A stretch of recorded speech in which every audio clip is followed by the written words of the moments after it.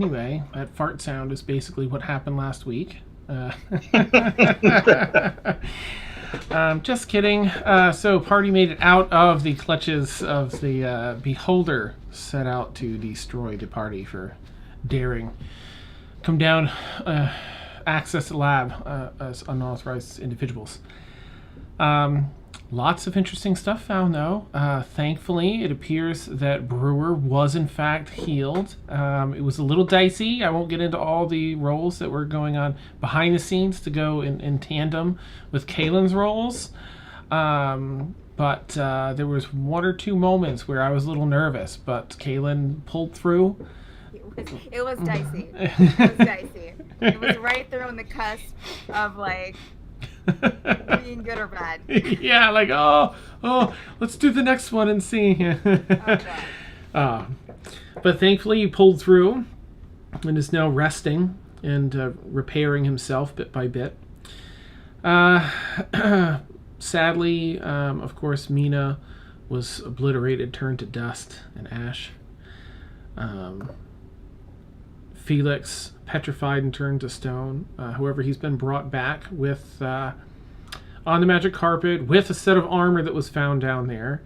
A couple of interesting gadgets were found down there. An immovable rod was found by Aaronwyn. Aaronwyn was found in one of the cells.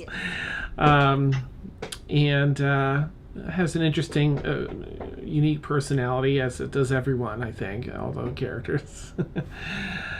And, alright, hey, Sam!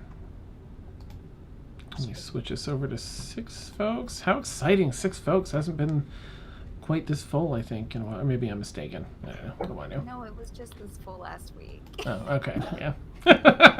Classic Dan. But your excitement's great. Ooh, exciting! Dan, you simpleton. It's been that way for you. Oh, neat. All right, well, let me just move Galathor down the list here so it's in alphabetical order. I got Kaylin turned on there. All right, that is Kaylin, not Galathor.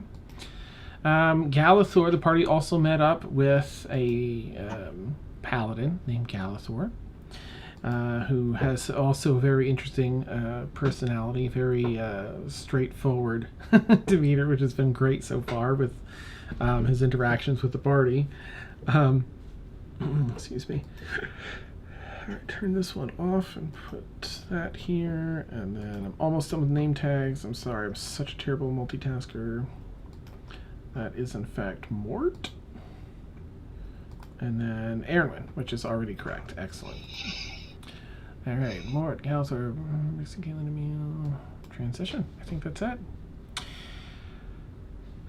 Essentially, everyone's found their way back to the Thieves Guild. Galathor's done a little bit of, I think he's meditating and resting and watching over at least one of the party members or that area. Mort set up a Lehman's tiny hut for those that wanted to rest inside for the night to not have to stress or worry about any dangers. Aaronwyn went out to explore and talk to all the people and see all the things. She's just been locked up for nearly, a year in total and gone through a boatload of stuff. So it's been, it was an interesting episode for sure. And after resting, coincidentally, just by happenstance, the party leveled up to level 9. So congrats on level 9, everyone. Clearly, these tags are way far behind, and I'm going to need to go fix those as I look at the layout. Shake my head. So I'll let you all pick up. Morning, I would assume, has rolled around. And those that were sleeping are waking up. And Aaronwyn, you'd be returning? Yeah, Brixie, what's up? We left on a cliffhanger last week. Ooh, right. You were climbing up. Oh, how could I forget to mention that? So, Brixie, falling asleep. There might be an echo. I think someone might have an open mic. Let me make sure it's not me. first before I say that.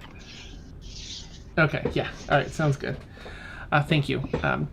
So, Brixie had a dream, a little bit different than her typical ones where she sees her mentor.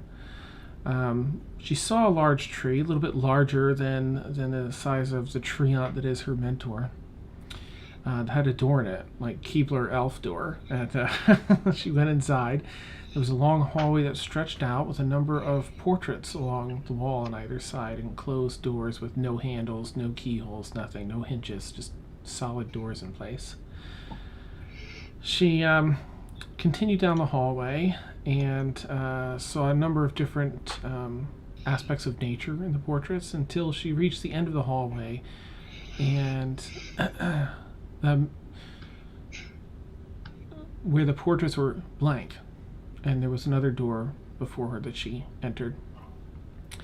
And in this next room, it was essentially darkness with a number of spheres of what appeared to almost be memories, thoughts, memories, things from her past that she recognizes, and then a number of them that were just fuzzy and too warbly or grayed out to make clear and see or understand.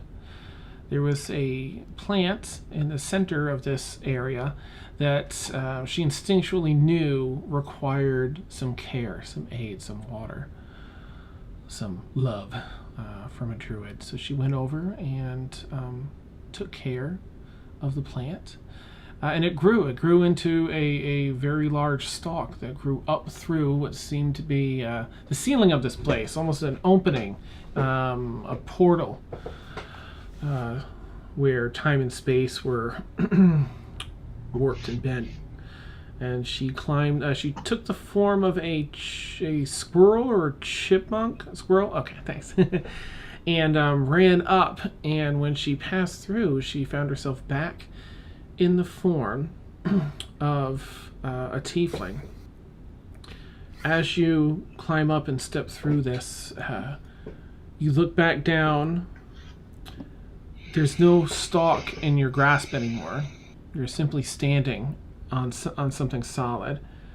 And as you look down, your feet gently shift in loose sand. The heat is intense and terrible. And it's only due to your resistance to heat that you're able to withstand the temperatures of the sun blazing down on you. You look up again and you see desert stretching out in the distance, almost as far as you can see.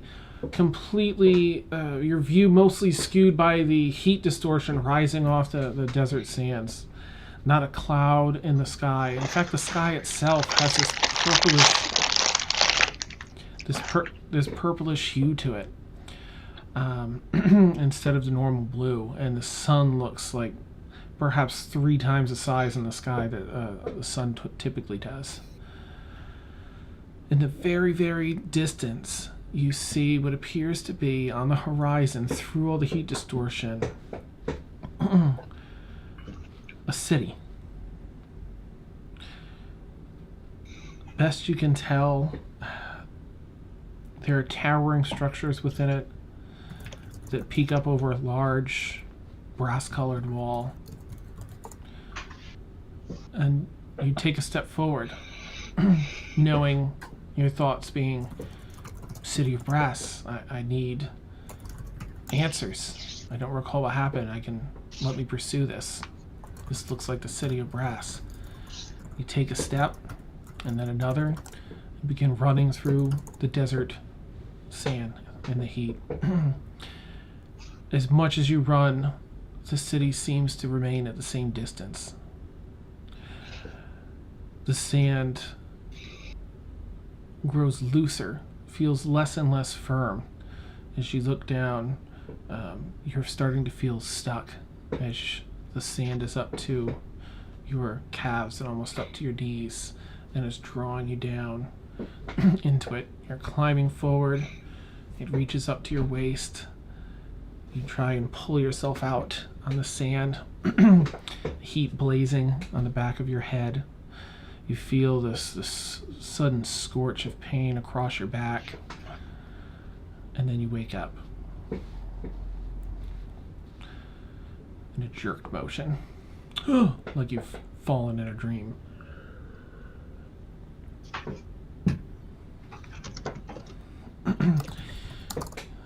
Go ahead and roll a wisdom check, if you would, Brixie, please. With advantage. Okay. Is it real dice or fantasy grounds? Fantasy grounds. Oh! Sorry. Versus. And you can do it with advantage. Wisdom check with advantage. So that's the ADV button at the bottom left. And then your wisdom check. Whew, Okay. nice. Okay. Oh, good. The other one was, what, a 3? Yep.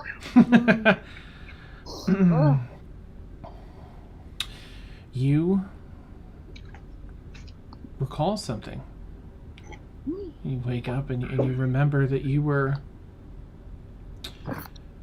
remember your walk down those stairs that opened in the portal. You remember the surprise that you were expecting either Misop or the City of Brass.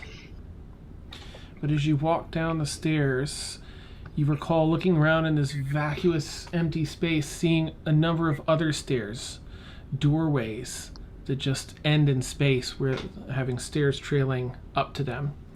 And as you walk down this flight of stairs, you saw yourself walking down a number of other stairs, sideways, upside down, crisscross.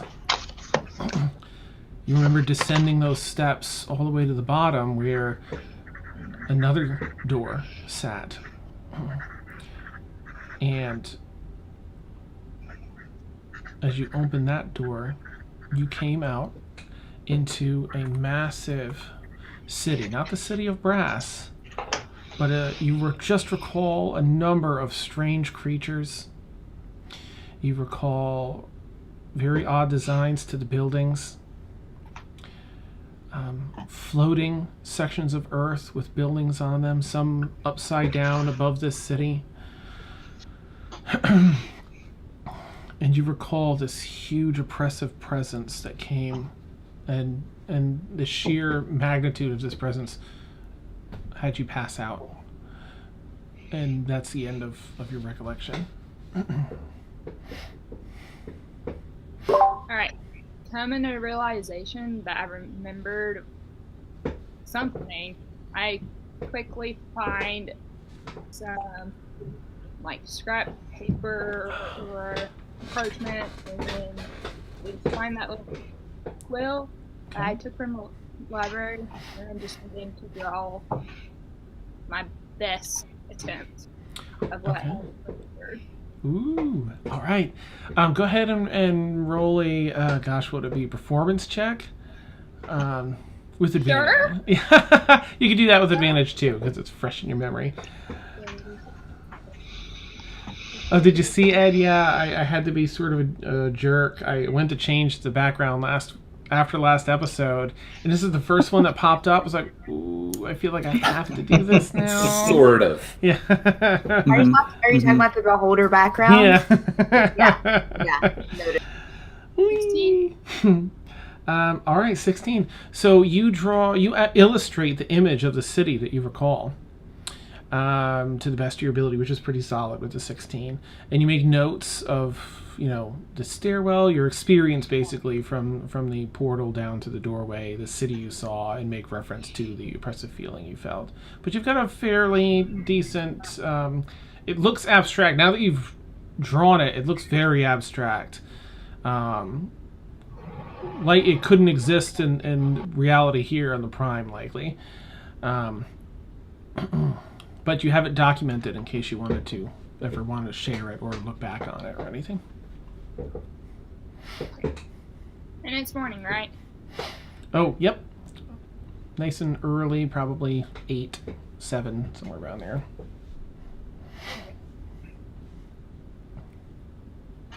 I think we're all going to be kind of looking around for Felix's breakfast and be a little bit sad when we realize it's not there.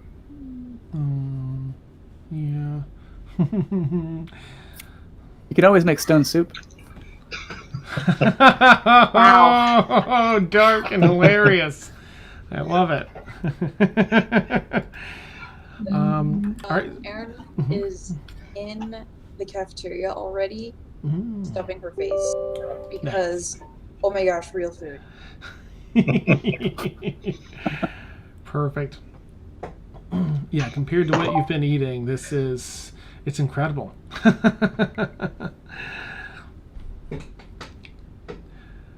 Let's see. So Mort, you're waking up. You've got Lehman's tiny hut, and you have the Felix statue in there with you, I believe. Kaylin, I think you were with Brewer, right? And Blueberry? Okay. And yeah, I'm gonna. Go ahead. Oh no, go ahead. I was gonna say, gonna make my way out of the hut and probably grab, going by strength, Steph, and ask for a little help. I'm not sure how the hut works, but I'm just concerned that when the hut dissolves, Felix doesn't just drop to the ground. Nice. That wouldn't be good. So, little help getting Felix out of the hut and propping him up. We'll say I was already in the cafeteria area, and that's where you found me. Okay. Okay. All right. And So so Kaylin will go with Mort to help get the statue out of the hut. All right. And I'll just take the opportunity to ask how is Brewer doing. He's doing fine. I guess, Dan. I mean, he seems. Yeah, make an investigation check if you want, Okay. like just to check him over. I looked down for my real dice and they weren't there. Oh. Okay.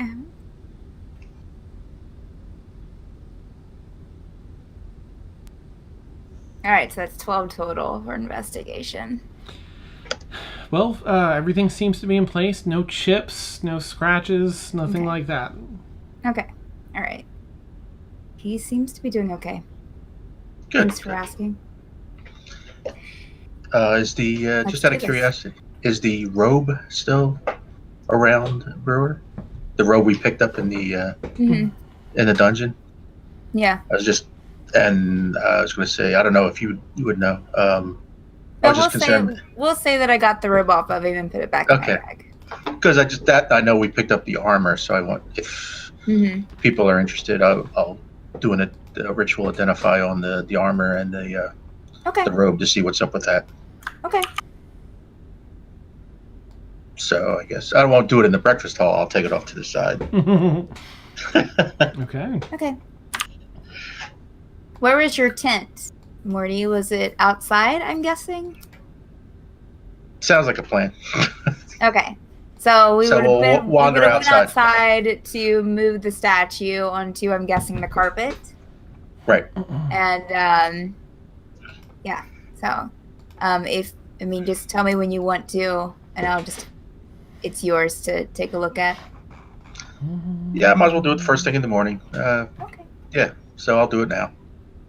Okay. Cast it ritually, which will take, I guess, 15 minutes, I guess. All right. Not even, What's the cast time on identify? You just add like 10, I think it's adding 10 minutes to. Oh, okay, got it. All right. You add 10 minutes to the level of the spell. Oh, good. Okay. Oh, so it's 11 minutes. Okay. All Takes right. me 11 minutes. Set your watches, everyone. Is it real time? Yeah. All right. I'm just looking to grab my document on this. Let's see.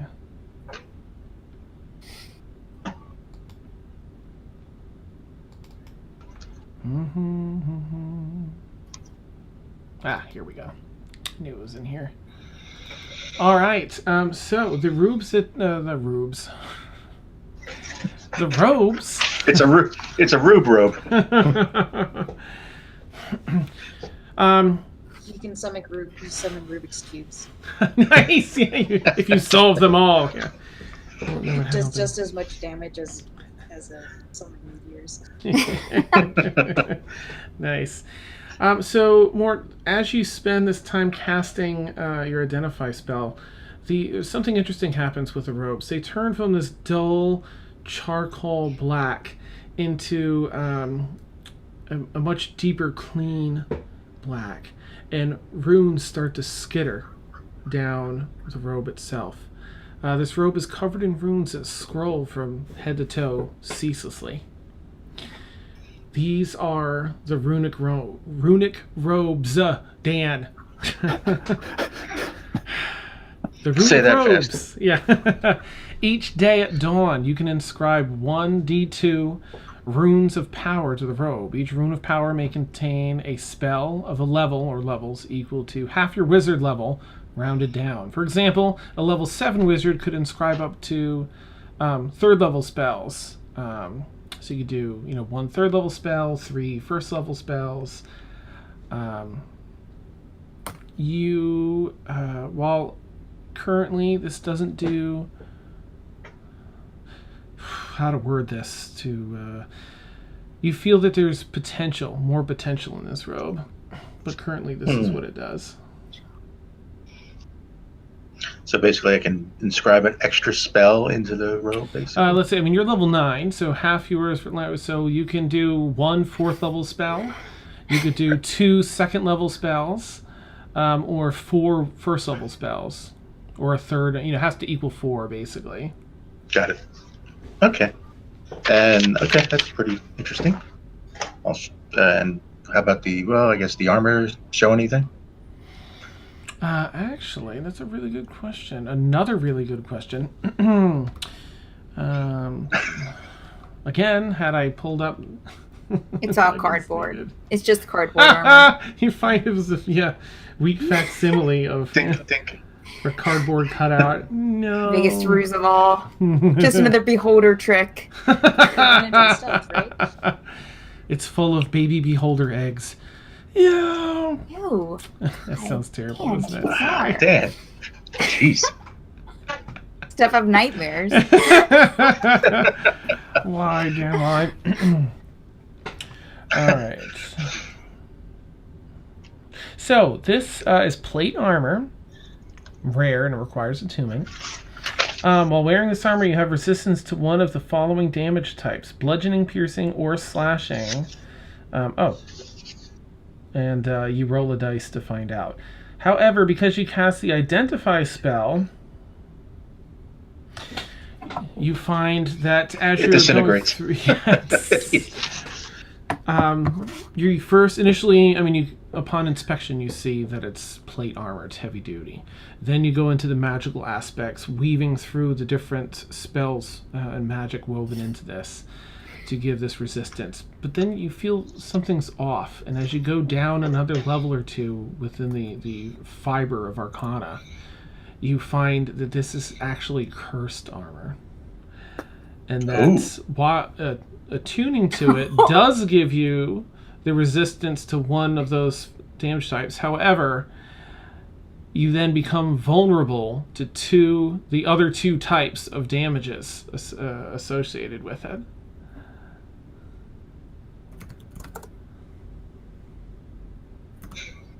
Okay. Given your sage background and wizardly ways, you know that the curse is woven and separate from the beneficial magic, and usually from a person or some negative experience or long string of negative experiences. There's a number of ways that an item can become cursed, but it can typically be removed with a remove curse spell. If I can talk tonight, remove curse spell. Okay. And maintain the magic aspect of it. Whew. It's a good save. Oof. Okay. So I will. I don't think I can carry them both back, so I'll bundle them up and head back into the cafeteria and relay the information. Who's in the cafeteria right now? I guess. Aaron. That's Erwin? Kaelin? Yeah. Trixie, where are you? Galathor's probably... Sorry, go ahead, Galathor. Oh, Galathor's probably just entering. Okay. And Brixie? I think Brixie would, with the excitement of a memory return, she would probably find a meal. So. Okay. Where would a meal be? But Emil is not in the Thieves Guild. Okay. All right. So to whoever is present, I shall relay this information. I'm kind of thinking. Oh, go ahead. It's Oh cursed. yeah, I could This have is told you Kaylin. that.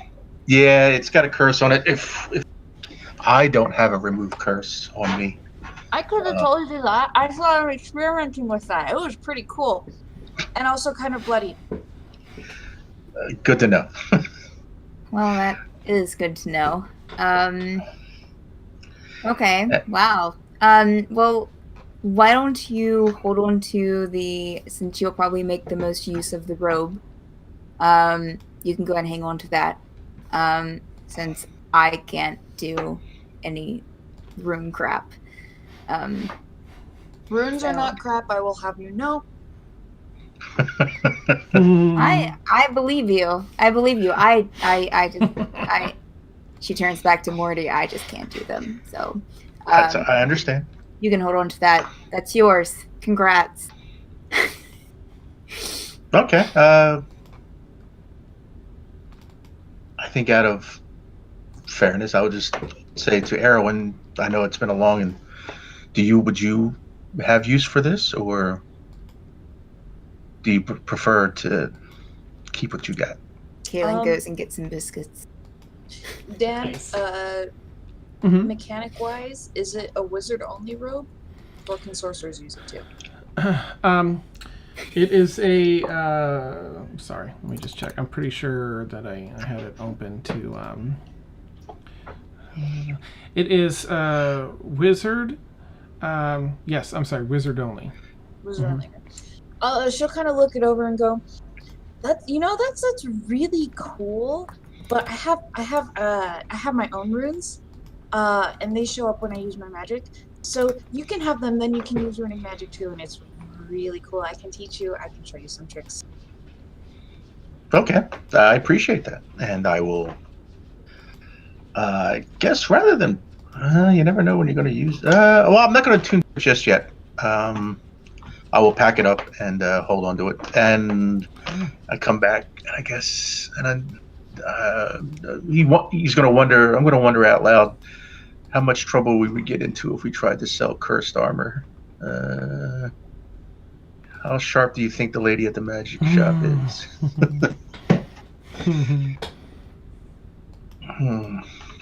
Might There's a be. magic shop. Right, the magic shop. Oh yeah. I don't know if she would know that that's cursed armor, but I don't know if that's the nicest thing to do. But it would be pretty funny. Yeah, it was a bit of a ride. We gave her a bit of a ride the last time. I think that we should probably not sell her cursed armor. All right, I'm going to ask Kaylin, is there any room possible I saw them use the bag of holding for the dynamite and stuff, so is there any room in the bag of holding for the armor? For the armor? No. There's no way. I think I can. Ooh, that looks pretty. I'm pretty I sure probably there's at least one or two members in our party who can cast Remove Curse. Okay. I guess I can carry it around, right? It's pretty heavy. I mean, you could break it down and strap, put it pieces on different sections of your backpack, but it's gonna be a little clunky for you. Before I do that, I think I'll just. I mean, you may want to ask the lady at the shop. Maybe she'd want cursed armor. Some people would have use for cursed armor, I guess. To give to a loved one or someone they are just Nice. Aren't curses usually removed by religious people? And I look at the paladin. Can't you do something like that? However, no, I won't be able to remove the curse, unfortunately, at the moment. However, Mortimer, could you describe to me the nature of the curse? Well, basically, what happens is you you gain the nature of the armor overall is you gain 1 invulnerability to 1 effect, but you pick up 2 vulnerabilities to up 2 other effects. So it's 1 step forward, 2 steps back, kind of. Of course. Do we know what effects these are? He wonders aloud to the DM. Yeah. It was resistance fighting to. damage. Magic didn't affect it so much, but there was a lot of different types of other weapons, non-magic weapons that they used. Like arrows and swords and clubs. So, like, if someone didn't get hit real hard by the clubs, the swords and the arrows would turn them into spaghetti. So it's pretty much potluck on what happens. Basically, it's a it's random occurrence. Yeah, bludgeoning, piercing, or slashing. Basically, you'd roll, and then you get one of those you get resistance to. The curse is the other 2 you get vulnerability to. So you don't even get a choice. No, it's a potluck. Even for the invulnerability, it's potluck. It's a roll. So it's pretty much once you attune to it, it will make up its mind, so to speak. I'll tell you what, Mortimer. I don't mind actually wearing it. If you guys wish to sell it to someone, I could hold on to it for you. So, okay. I mean, if you don't mind, sure, and I hand it over. I don't think anybody else would have an objection to that. I just feel like else can wear it. I would just hate for it to be an inconvenience while we have other matters to attend to. I appreciate that. So I think I'll hand it over. I'll hand over the armor and. Roll an Arcana check, Mort, if you would. Oh my God! Here we go. Gallagher's dead. He can choose to wear it, but not attune to it, right? That's yeah. I was wondering that. Yeah. Because wearing it will give you the benefit of the just having the armor, whereas attuning gives you the benefit of the magic. But that's Dan's call. What was your check? Go and roll an Arcana check, Mort, if you would, just to see. Arcana? Yeah, I want to. Certainly, sir. See what you might know about the whole cursing and how that operates. Whoa, okay, good. So as you say that, I mean, you think back, it's been a while since you studied curses. It was like a minor thing. You found some. Slept through that class. Yeah. The knowledge, the teacher didn't know that much. There wasn't much information on it. But you do recall that often donning an item, wearing it for longer than, say, half an hour or so, makes this connection. And once a curse is applied, it is given to the wearer, who has it until they have removed curse cast on them. It's not always the case, but with things like armor and weapons, it typically is. All right, so I will relay that to Galathor. By the way, the curse stays with you. Oh dear. Yeah.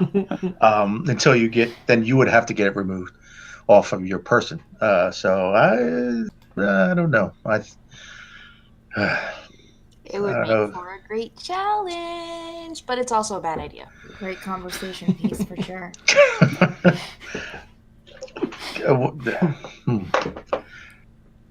I'm just, Go ahead. Oh no, this has nothing to do with the armor. So if you're still talking about the armor, go ahead. I'm just wondering, I mean, I'm very small.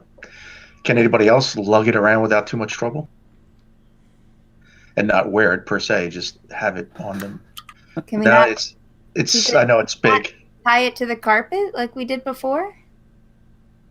That's a thought. But then we gotta schlep the carpet all over the place instead of. I was thinking maybe, was there room in the bag for the carpet? We have to carry the statue around. Oh, that's true. So we're going to have the carpet open and going anyways for the time being. Okay. It makes sense just to leave it on the carpet. We could even buy some rope and tie it down if we have to. I'm sure I Okay. can find some sheets somewhere. All right, I think we'll go along with that. All right, we'll bundle it up, put it on the carpet. Right, that's the best decision. Just don't put it like on the statue. You'd never know. No, I would. Yeah. I don't trust Also, we didn't it. even know how. And I also grab a cup of coffee and just look half disgustedly at the selection. Kaylin will look at Galathor. You mentioned things to do. Like, I forgot exactly what you said. Carrying it, you're talking about the armor and said, well, we're still doing things. Like, do you have a quest in mind? Do you have a direction after this? Oh, not personally, but of course, your friend. He's still stone. Yes, that he is. That he is. Right. Yes, we still have to find out how to fix that. Kaylin shoves another biscuit in her mouth.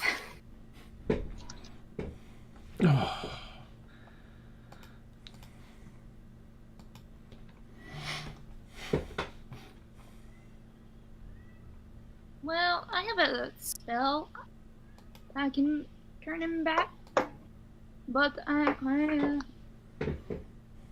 just, only thing that I'm missing is 100 gold piece worth of diamond dust. Is that it? Yep. Diamond, yeah. Or at least it has to be 100 gold pieces. So you can use 100 gold pieces, or you need 100 gold pieces of diamond dust? Diamond dust worth at least 100 gold pieces. You definitely saw some diamond and other gems, Aaronwyn, in your escapades last night. Mm-hmm. Okay, well, that's certainly an option. We just have to find some diamonds. Shouldn't be hard. Want to go back to the tower? Right, so There are diamonds in the tower? Mm-hmm. Yeah, you'd be surprised where some of those wizards kept their things. I don't Some want to of even those know. diamonds you may not want to touch. Is it Go ahead. where were they being kept? Is that part of the university still? Is it at the university? I was only ever kept at the university, so yeah, everything I ever saw was ever there. I never left that tower. Hardly that room either. So it was in the tower that we left. Mm-hmm. Great. Okay. All right. Okay. I was going to say, I'm going to quick look around. Is there any of the Thieves Guild people around, like Yara, Gordon, or the guys around? Any of those guys show up? I know they were unavailable last night, but any of them come back? You can walk around if you want to do like an investigation check and walk around. I mean, you haven't seen them yet, but if you want to go around and ask around, investigate, you can. Yeah, I'm going to do that. And while I'm looking for them, I'm going to, I guess, just see if I can find a jeweler. Thieves Guilds, I would think they would have a jeweler. I'll come along with you. Okay. Because okay, let's do that. More exploring! Nice. She was gonna follow Mort, but seeing that the new girl towards them first, Brixie just was like, oh. All right, before And if that's she is going to leave the guild and try to find a meal. Okay. all right, before she leaves, I was just going to say to her, I'm going to go look for a jeweler. Do you have 100 gold if I find a jeweler to buy the crushed diamonds? Oh yeah, and I discreetly, remembering what happened last time. Nice. Well, yeah. Oh, Okay. you know what? It'll be in your inventory tab under the GP. In fact, Brixie does not know what to do with money. She gives the bag of 601 gold pieces and the 930 silver pieces to Mort, and just Yeah. I don't Okay. know what to do with this, so here. There's one. All right. Well, it'll be in good hands. I mean, I'm not going anywhere. It's heavy, these 2 pouches of money, and it's a lot more than you've ever held in your life. Shrinks like... Almost pulls me down to the ground. Oh, yeah. So how many silver was that? 900 and... 930 silver pieces. Okay. Entered. Okay. So I will go on a shopping spree looking for a jeweler. Okay. Shopping. Aaron Wynn's Oh, singing wait. behind you. So, Go ahead. Nothing. It's already Okay. happened. I forgot Okay. that I had 80 gold pieces, and now I have 0. Oh, well, I haven't walked away yet. I mean, if you need No, something, Brixie doesn't even know what to do with money, so. I'll nice. keep that in mind. Okay. 8, it's the truth. She lived in the Feywild. Why are you carrying this heavy metal around with you? Just give it over here. Yeah. Neat. So you kind of pat your pockets, Brixie, like, oh, that's right, I had some. Oh, well. And you kind of go back to business. Like, Is anyone watching over the Felix statue? I'm with it. Yeah, we put it on the carpet, right? So it's. I'm still in the cafeteria, which I'm guessing the Right, so the carpet's carpet's probably getting there. a little crowded. Carpet's awkwardly parked between like the tables in the serving area with the statue floating on it. Caitlin has her feet on it, like propped up. Nice. It seems All to right, be enough of a deterrent to keep people away as you kind of look over with biscuits in your mouth, like what? People look at it funny. I put my my hammer like on the bench beside me, Nice. you know, like to kind of show that, you know, but still have it there to grab in case someone tries to take it. Perfect. You set it down on the bench and the wood bows Heavily. under the weight. Yeah. Yeah. You hear a snap and it's like it split the wood just a little bit underneath. I just pop some biscuits into my bag. Nice. And before before I leave for the jeweler, I will lean over and discreetly say to Kaylin, I don't, you can share this, whoever you feel like is, can be trusted with the information, but for the carpet, I didn't tell anyone yet the command word for it. So, it's kind of risky just having one person know it. So I tell Kaylin the command word for the carpet, giddy up. Mm. You can share that with whoever you trust with the carpet. I didn't want to shout that out in the middle Hey of the guys. cafeteria. Nice. Check this out. Yeah. Kaylin takes it for a spin. Awesome. And then I will head off to the jewelers. Find a jeweler, to try to find a jeweler. Okay. Emil. Oh, good, Brixie. I was going to say, after Mort was done talking to Brixie, she kind of semi-runs to try to find either Seth or Emil. Okay. Brixie, if you want to make an investigation check, and Emil, whereabouts are you, if you want to tell us? I seem to recall the way we were getting in and out of the Thieves Guild was the crypt entrance, which was, I think, in a graveyard? Yes. Or a bar? Yeah, okay. So I'm in that graveyard, not super near the entrance to the crypts. I'd probably be a little bit tough to find, but not impossible. Okay. I'd also like to point out, for those who are following in Fantasy Grounds, you can open the combat tracker and look at the effects on Felix. Oh.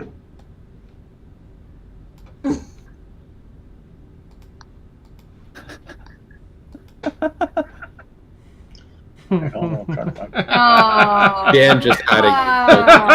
God. Dan. I honestly don't know why it's on there 4 times, but that's pretty funny. For the viewers, Felix is Probably. petrified and petrified and petrified and petrified. Probably for each of the saving throws he made. Maybe you marked it on there. I don't know. Or just as a poke. God. I'm sorry, Felix. So Dan, we've sent you some armor to your home address. Hope you enjoy it. Nice. It's heavy duty. Put it plate. on right away. Make sure it fits. Awesome. My investigation check was an 11. Dan. Okay, Emil, if you'd roll a stealth check just to see if you.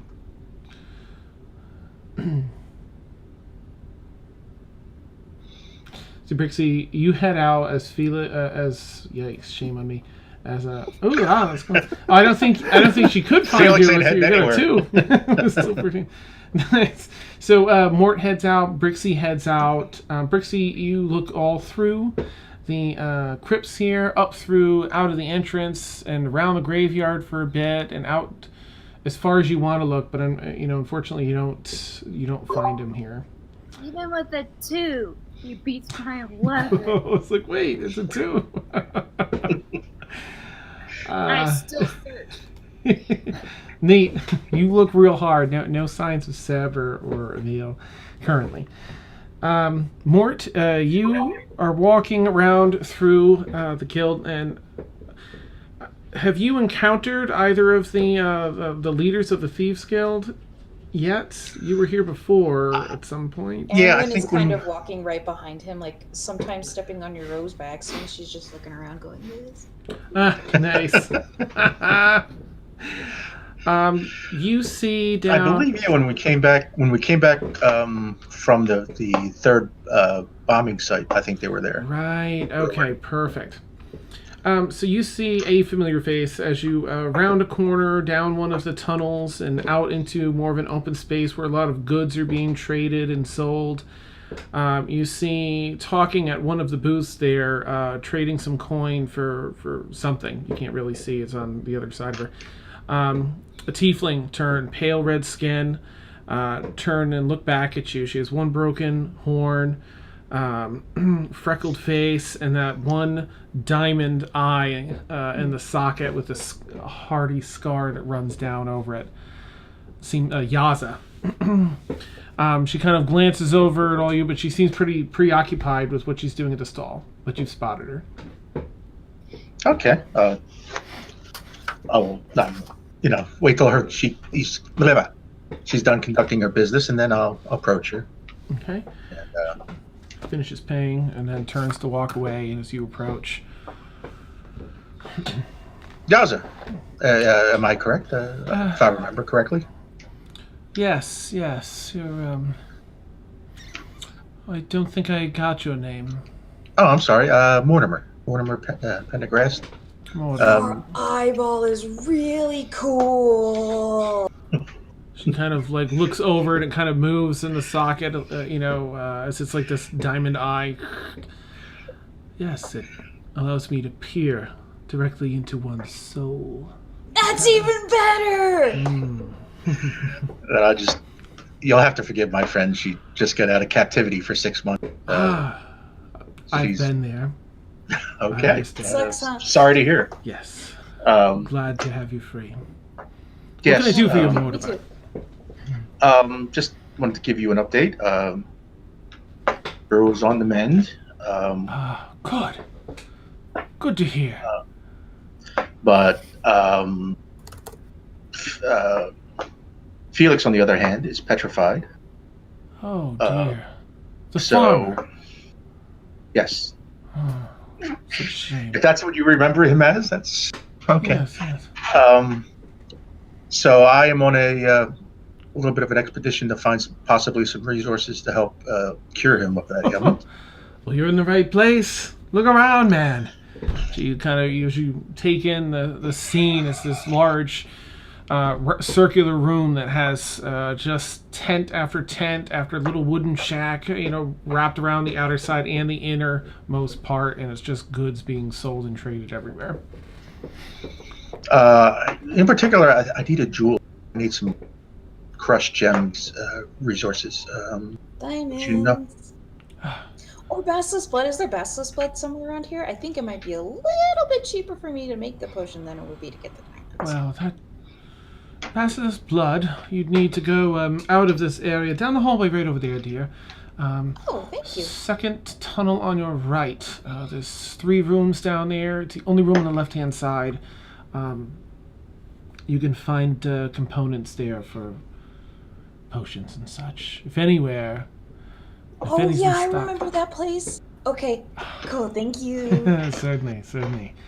And Mortimer, as far as diamonds go, if you're familiar with the process of crushing them to dust, you said you need the dust. Need diamond dust, and yes, that's in particular. We need some diamond dust. Yes. Berta can help you over here, and she points down a few booths. If you're looking for whole gems, but if you're looking for ground, I would go with your friend. And with the alchemical supplies is where you'll likely find them already ground to a powder. Come on. We gotta go to the alchemy shop. It's so cool. Come on. Either way, tell them Yaza sent you, and they'll give you a good deal. Oh, Thank you. okay, thank you. Your friend did quite a... Yes. I own quite a debt. We all do. We all. Thank you. And Certainly. all right. Well, she kind of looks around awkwardly for a moment. Then, Aaron I'll wants leave you the to way. your business. yes. I have Best of luck to you both. to keep up with her. Yes. Understood. Very well. All right. So, Erwin, Yeah. do you think you can make it out of basilic blood? I mean, A potion? That's what the potion requires is basilisk blood. We were gonna go hunt basilisk, but if they have it here to buy, well, let's just buy it. Okay. Let's go see how much it costs, and we'll weigh that against the cost of the diamond dust. Okay. Yeah. And we'll head off to the alchemy. All right. Let's see.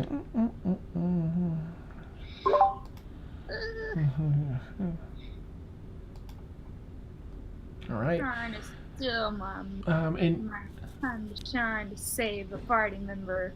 nice.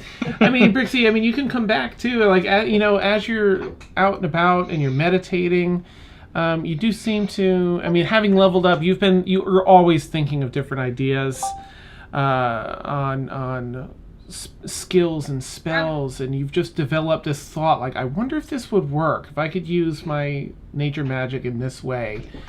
And this walk and search for a meal is, kind of open your mind to the possibility of you being able to use magic to cure him.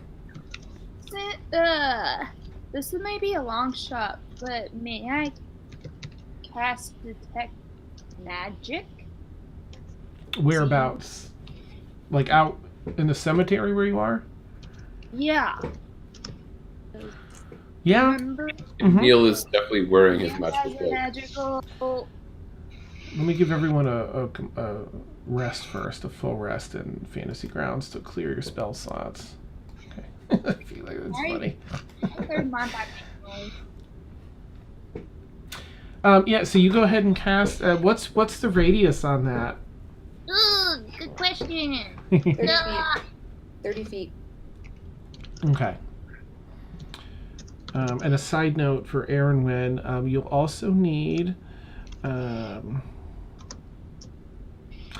lavender sprig for your potion, which is actually really easy to find.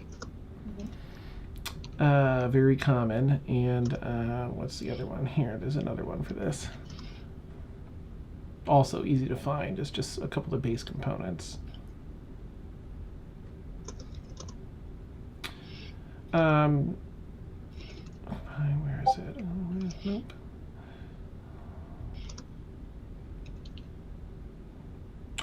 All right. So lavender sprig is the only one you need. But if you want to increase the effectiveness, double the dice roll, dice size 1. Okay. There's two ways to do it. That you can either there's two uncommon ingredients. There's ginkgo brush and dried ephedra. Both of them are uncommon, still not too hard to find. You might find them here. You don't have to use them, but they might help in the actual process of the potion working, the DC. Are those plants? Dried ephedra is, yes, and the ginkgo brush is as well. The ginkgo brush Oh yeah, you wouldn't know. Sorry, hills and Underdark is where it grows. So I was like, you. Oh no, you wouldn't. Wrong character. Desert and mountain for the other one. So if you. Mort would know. Mort would know about the Underdark one. Neat. Yes. Okay, so I'm sorry. It was 30 feet, Brixie. See. Okay. Gosh, I mean, if you make a path around, it's up to you, Emil. If you want to, I mean, you probably notice her out there, so it's up to you if you want to continually try to advance around to avoid her or not. No, I think when I see her wandering around, I'm gonna give up on my current task and I'll head over to her and you feel say pain. hello. You see Emil approaching. Brixie. Emil's probably looking pretty down.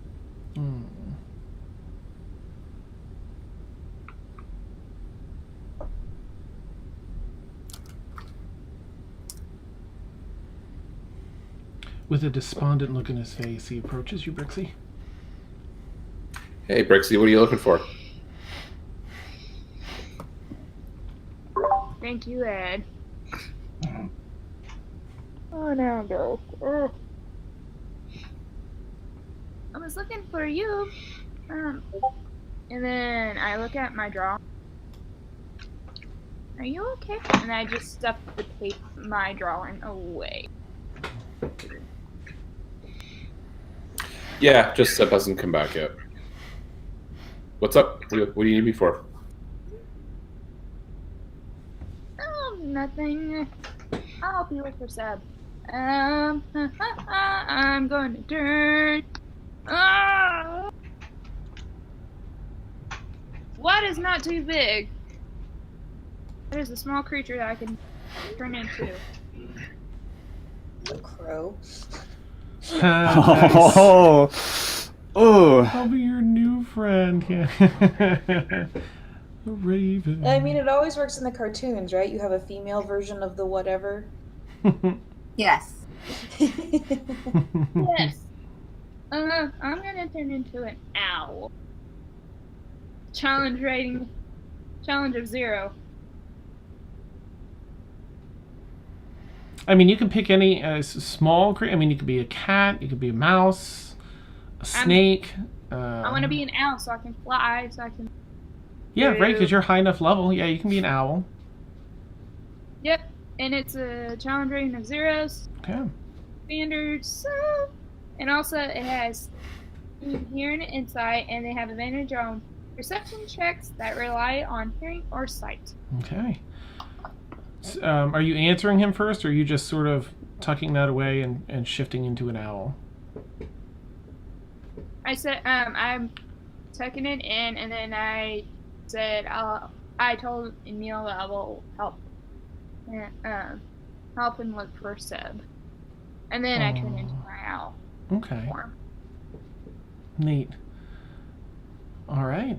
She shifts down into an owl and kind of hops over towards you to see what you'd like her to do.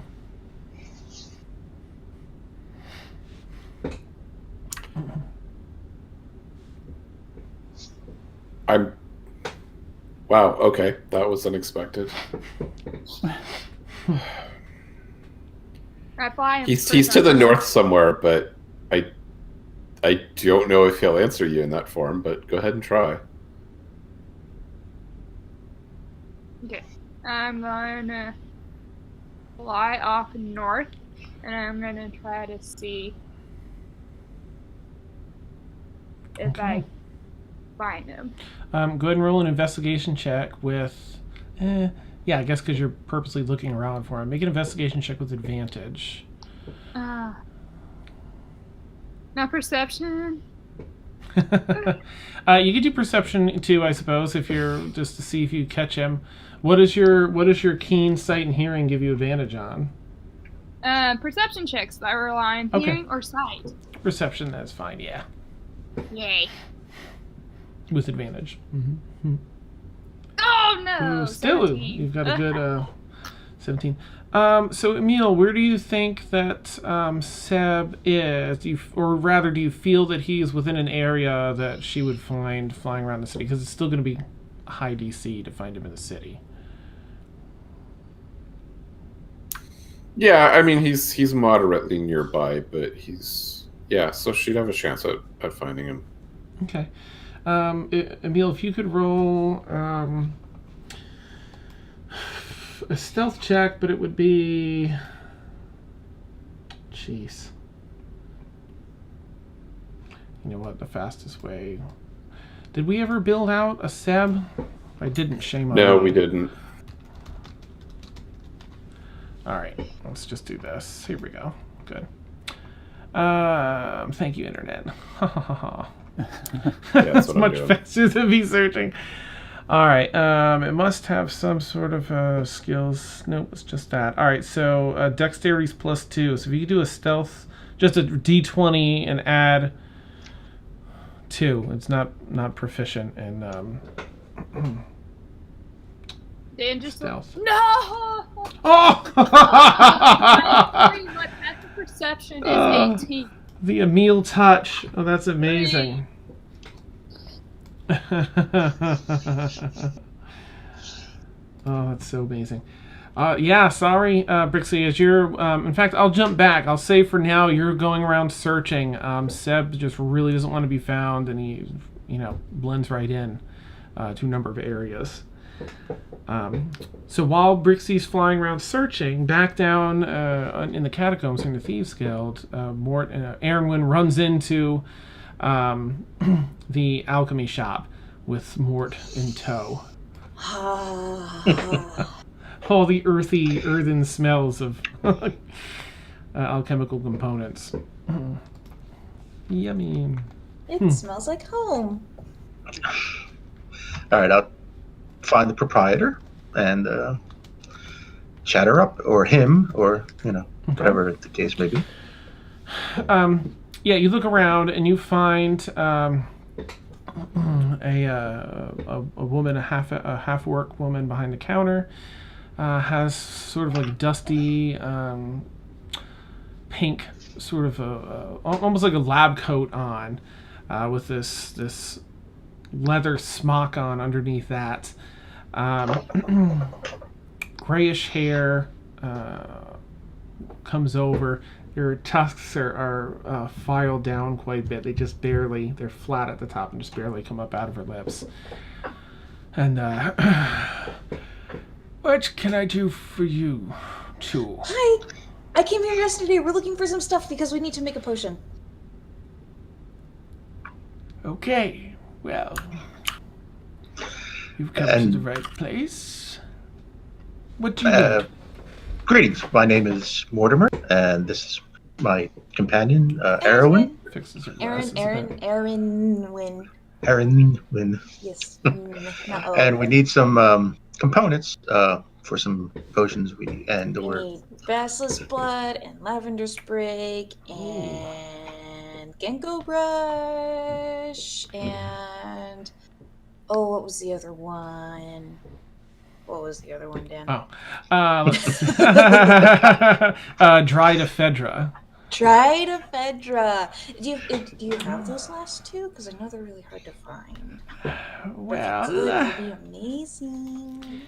The hardest to come across, of course, is the basilisk blood. It has to be fresh. But you're in luck. She kind of leans down and pulls out this big, heavy stone drawer across the stone floor. Takes some items out. She reaches over into a wicker bin on the other side. She puts up the lavender sprig, a nice, freshly bound bundle of lavender sprig. A crushed powder that is the dried ephedra. I already crushed the dried ephedra. I don't have... beans. What was the other one? I'm looking at it here. Ginkgo brush? Thank you, ginkgo brush. I don't have any ginkgo brush. I don't know more difficult to find that. She kind of rubs her lips and mouth a little bit. I do have some fresh basilisk blood. A lot of... And she takes out a vial and make an investigation check as you look at it. I also reached for my real dice. Nice. Oh, you can see where it's this sort of reddish pink slimy material. Okay. What was your? Is 10. that a 10? Okay. Yeah, I mean, it doesn't look like it's gone bad. It doesn't look like it's the freshest, but it looks like it'll do. Okay. I'm gonna look it over and go, okay, this should do. What was that lady's name? I looked to more. What was that lady's name? Who told us to come here? Yaza? Yaza sent Yaza. us, yes. Yeah. Yes. You know, you Yes, don't sound very believable right now. Oh no! Really, she's the tiefling with the skin, and one of her horns was broken, and her eye was so cool with the diamond in the glass, and she could move it around, and she sees into your soul. That sounds like Yaza talking. Yeah, we ran into her because apparently these guys were helping her earlier, before they found me, and yeah, and so they were helping her, and so we went to find her to ask her for help, and she told us to come to you. Very well, very well. All right. Well, I can give you a bit of a deal on best I can anyway. Oh, thank you. Yes, of course. Lavender sprig, 1 silver for the bundle. That's very common. Okay. Ephedra, say, usually about a gold, but let's say, she's gonna scratches a few, like, gray hairs growing out of her chin. 3 silver. That's about cost for me, but basilisk blood, a little more difficult. Oof. It's usually about 90 gold or so, but she kind of looks you over. If you want, I don't know if you do stuff for trade, but I can go back to the Wizard's Tower and bring stuff from there for you. I was being held in the university for a while, and so I know where a lot of their things are, and I think they had some pretty rare stuff. Maybe I don't know. I can go look. Let me make this offer. Okay. I sell you the basilisk blood for 50 gold pieces, and if you find anything at the university or in travels, consider selling to me anything with your related to alchemy. Okay. Help me recoup my costs by selling to others. But if Yaza sent you, I don't want to send you out on an extra errand, especially if you were held there, dear, and are now free.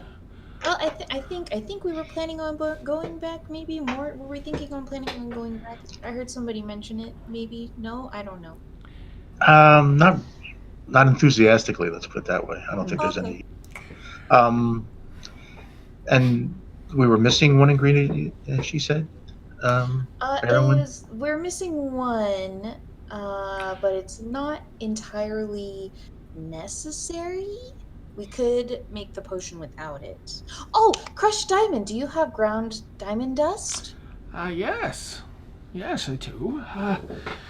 She holds up a big, meaty finger and turns around slowly. It seems to have a bit of, ache in her bones as she turns and walks through a doorway behind. You see a bunch of storage bins in the back. She goes out of sight. She turns left through the door, and you hear some, the rummaging through different bins. And she comes back out with this little, almost shoebox of a wood crate, sets it down on top of the counter, and slides a panel that's inlaid in the top.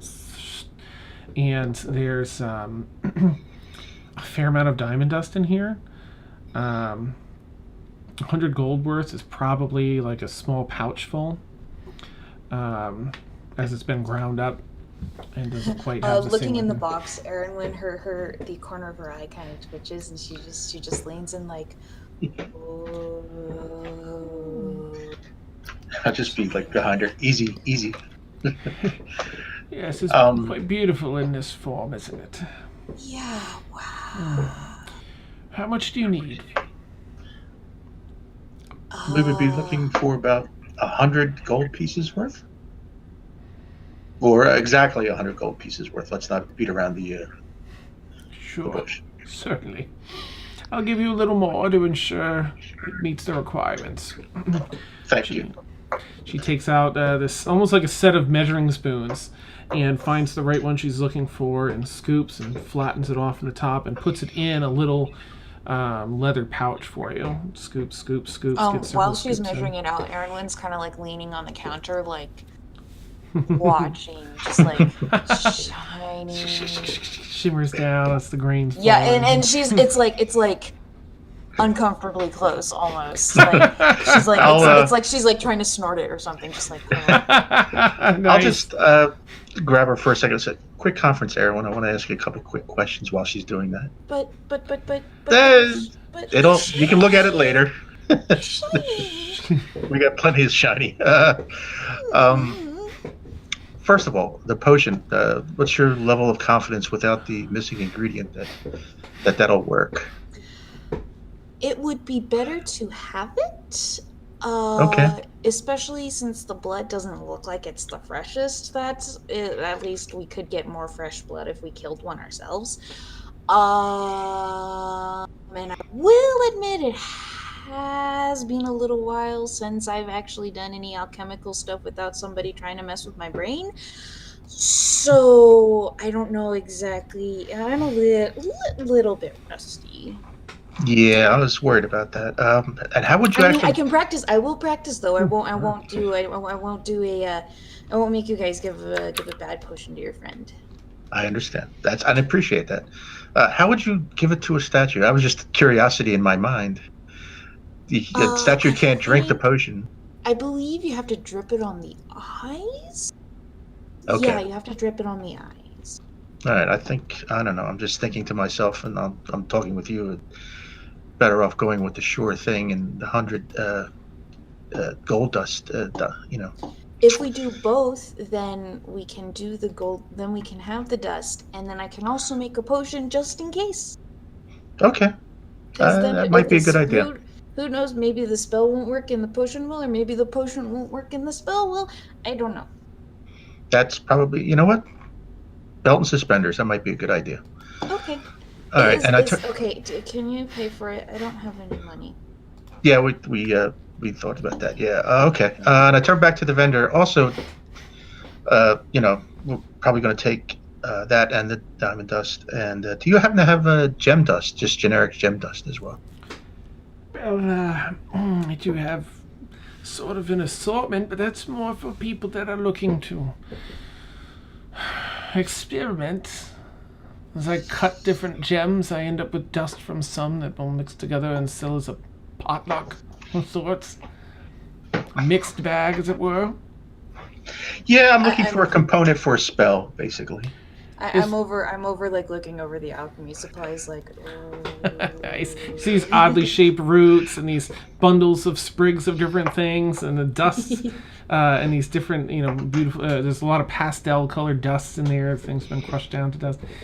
Are you looking for a particular gem, sir? Not in particular. The spell calls for 50 gold pieces worth of gem dust. Just in general, gem dust. What spell is it? Well, I just came upon teleportation circle, and that requires 50 gold pieces worth of gem dust. Ooh, I think Emerald and Ruby work best for that one. Well, thank you. I appreciate that information. Yes. Sapphire yes. too, depending on where you want to go in the world. Because if you want to go somewhere cold, you use the blue gem, right? Sounds good to me. Okay. Yes, I have all of those. You looking just for one or separate bags for separate materials? Tell you what, just in case, do you have, let's get a little, 50 ruby and 50 sapphire.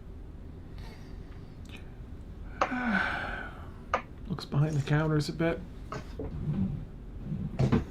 I could do that. Certainly. All right. Here's Let's go with that then. Diamond dust, 100 gold. Right? And then, let's see, 50 gold. She takes out from behind Another the 100 for the gems. Okay. She gets all that sorted into different bags for you. There's a different color tie to match the powder. There's a white one for the diamond, and then what was it, ruby and emerald? You said. Which ones did you get? Yeah, rubies. Okay, so 50 red and green. rubies, 50 emerald. Okay. I chose random gems. Nice. Oh, let's see, God, so that's I'm so what, played. 250. That's 100 plus another 100, and then the 50 for the other stuff plus. You see her sort of using an abacus. Yes, 250 gold, and let's just keep it right there. That's a nice even number. Okay. You're getting more than I 200. anticipated, so. All right. And I will hand over the 250 gold and take my packages. Very well. I'll take the components. For you, dear. Also, do you have like an alchemy lab I could borrow to make this? I don't have my stuff. It was taken from me. Or we could buy the supplies. We could buy the supplies right more. If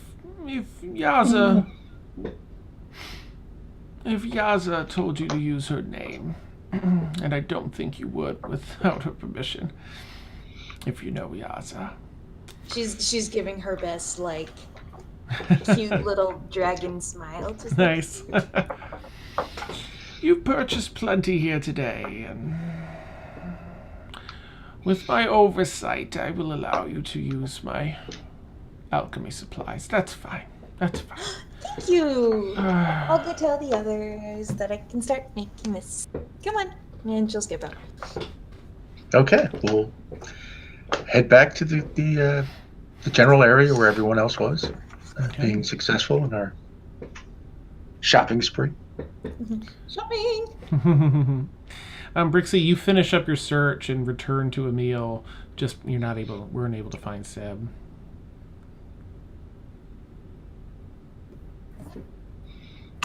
No luck? I switch back into tiefling form. Just shake my head. Well, thanks for looking. There's one thing Seb knows, it's cities. I'm sure wherever he is, he's safe and well hidden. Let's, I guess, go find the others. Mm-hmm. Okay, let's go. And then, when we go walking back, I slowly pull out my drawing and explain to Neil what I originally came to find him for. Oh.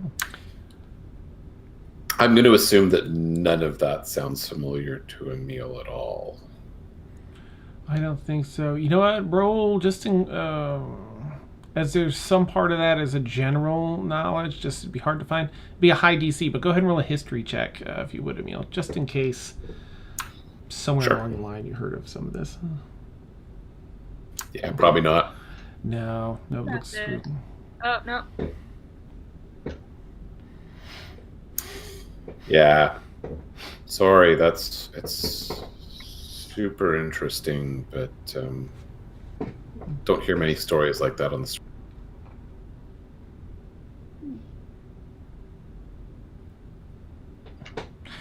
So has Kaylin gone off to try and find something to do about Brewer, or are we focused on Felix? I think we're more concerned about Felix. So what's the plan with him? Are we going to try and find a priest? Well, I have a spell that can unpetrify him, but I needed at least I needed diamond dust worth at least 100 gold pieces. Mort and Aaron win. Erwin. There we go. Win. Aaron win. No, You have to sing. You have to sing, or it doesn't count. Super wrong all the time. So,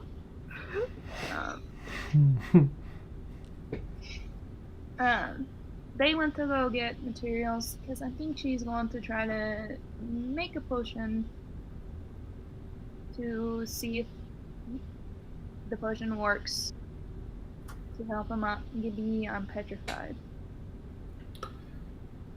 See, you know a spell to unpetrify. That's very impressive. I'd imagine it's not arcane, so I probably would have no idea how it... I do know a little bit about magic, you know. Brixie just smiles. Oh, wow. All right. You two approach. Everyone sort of meets back up within a minute or two of one another. Yeah. Mhm. I forgot to change spells. And I'm switching daylight for where did it go? I know it's for greater restoration. No, that's 5th level. I'm actually going to stop where I'm at, and I'm going to cast Speak with Plants and ask the plants if they've seen a little crow. Okay. Would the plants out in the graveyard have seen a little crow? Yeah. 30 feet.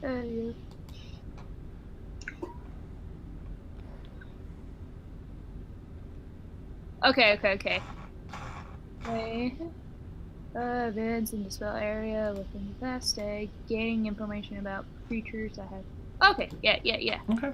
You ask them, and I'm sorry, Emil, have they seen Seb nearby?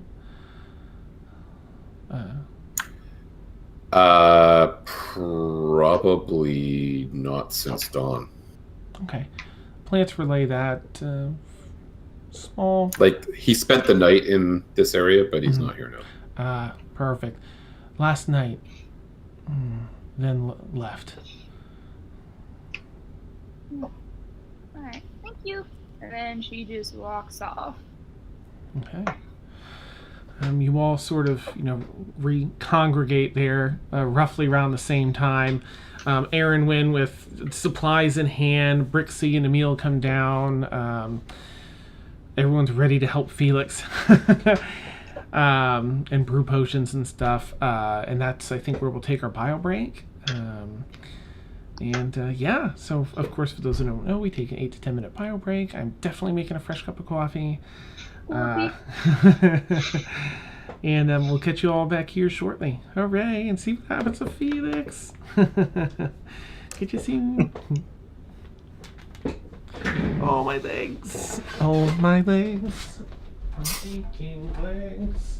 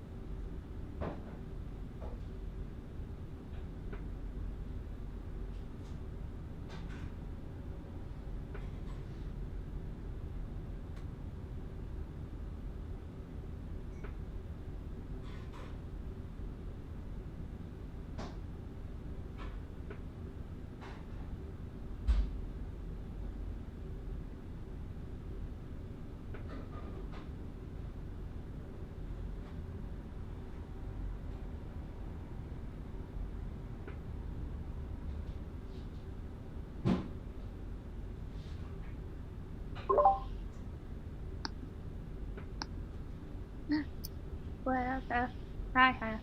Thank you. No, you. Thanks for the gifts up to half donut. Woo woo.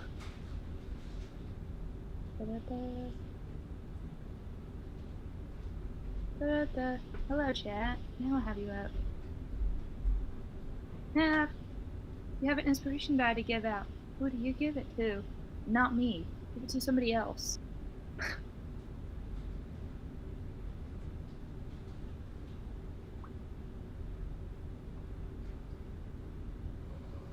Now is chat. Chat is back. Back again. I am so hyper. I don't know why I am, but I think it's just like the lack of sleep. Also just not sleeping at all. If that makes sense.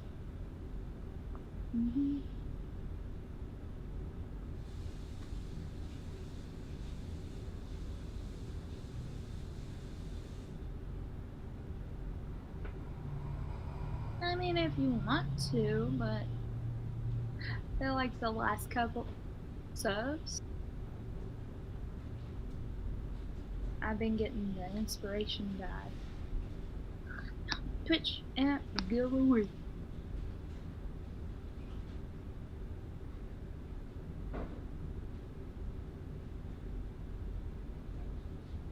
I agree. Sleep is a good thing.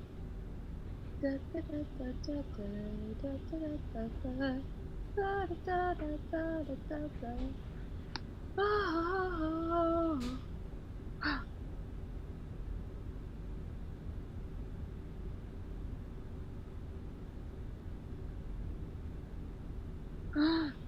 I was using it this morning. In fact, I'll be right back.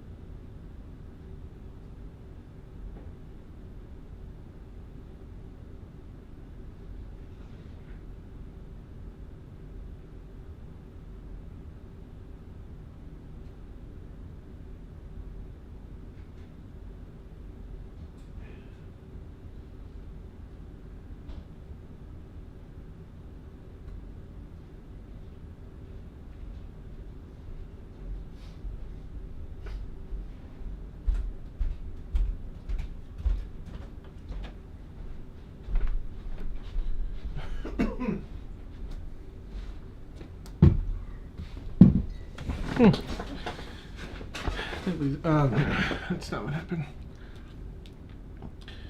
This is how we do it. Oh, hey, gnome. Sleep. Uh-oh, sounds like it's been a while. Aw, gnome, thanks for gifting a sub to Half Tona. That's so awesome. Dan. Yeah. This. Oh my gosh, is that a TARDIS? It's a TARDIS bug. Yes, that is amazing. Happy donut. Yeah, but It was a Christmas gift for him, half doing it. Oh, that's awesome, Half Donut. Excellent gift buying skills. Looks awesome. Nice, Horsey. That's great. Half,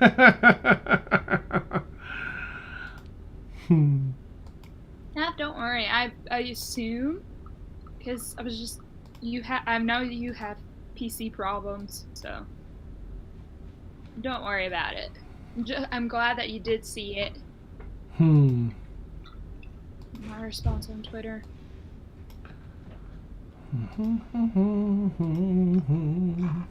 No, it's MP. MP's tired. I didn't go to bed until like 5 this morning.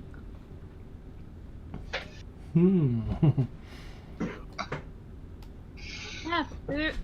Alright, we need a final answer. Half Donut. Who do you give your inspiration die to? And not me. Oh, nice, Frank. That's awesome, Frank.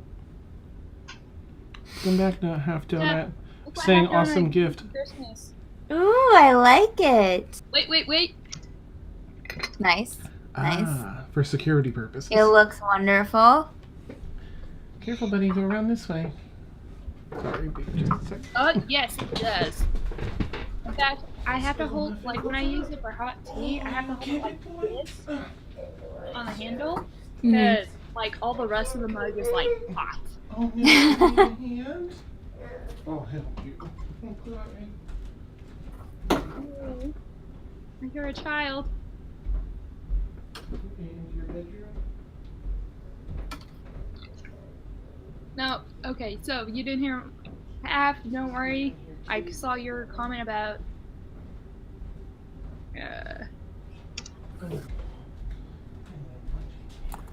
your never responding about in your PC. But I know you had PC problems, so don't worry. I did get it. And on Christmas, I think I got it on Christmas Eve too. So it was an early Christmas Day present. I'm afraid to drink it like this. Because I'm afraid a lot of it will just spill out, so I have to drink it like this.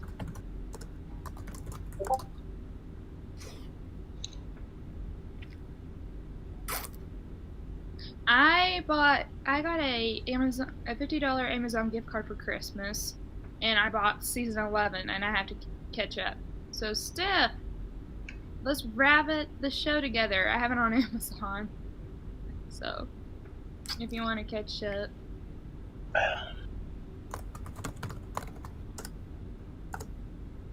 Haha. No, I'm not messing this mug up. Warren.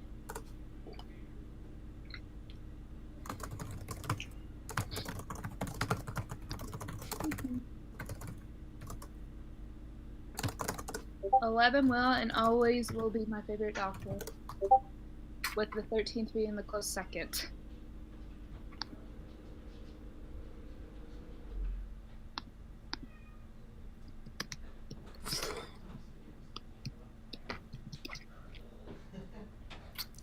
Steph, season 9 is on Amazon Prime, so.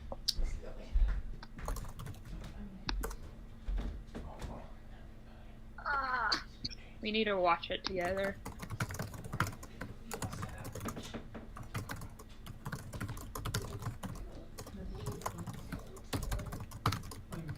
Hey, you're a small child.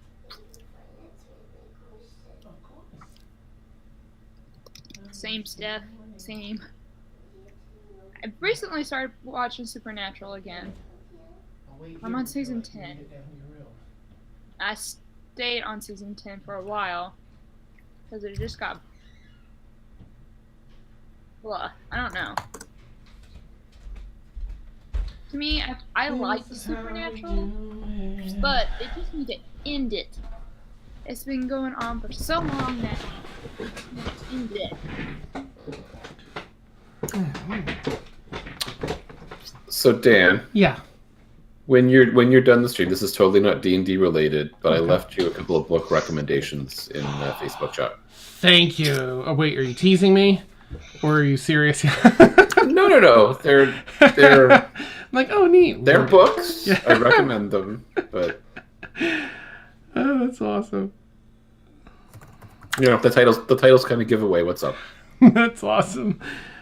Oh, those were book. Wait, the YouTube videos or book recommendations? The YouTube videos are readings of the book. Yes, those are the greatest. Yes, they're That's hilarious. Yeah. children's books. I love those videos. That is awesome. I pulled it up on my phone because I had to check. That's hilarious. Yes. I was just like, what is this? And then I saw the title. I was like, I feel like I have to watch them now to see like how silly they are. I suspect they're written from a place that you have been. Likely. Very likely. what? ThinkGeek doesn't have the sonic screwdrivers anymore? What? What? Ugh, that's annoying. Look at Hot Topic. Well, you guys know who my favorite companion is. If you guys haven't figured it out, It's Sarah Jane Smith. my favorite classic companion. You're not wrong there.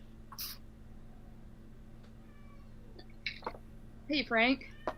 It must be Rory. Rory for the win. He's my third favorite companion.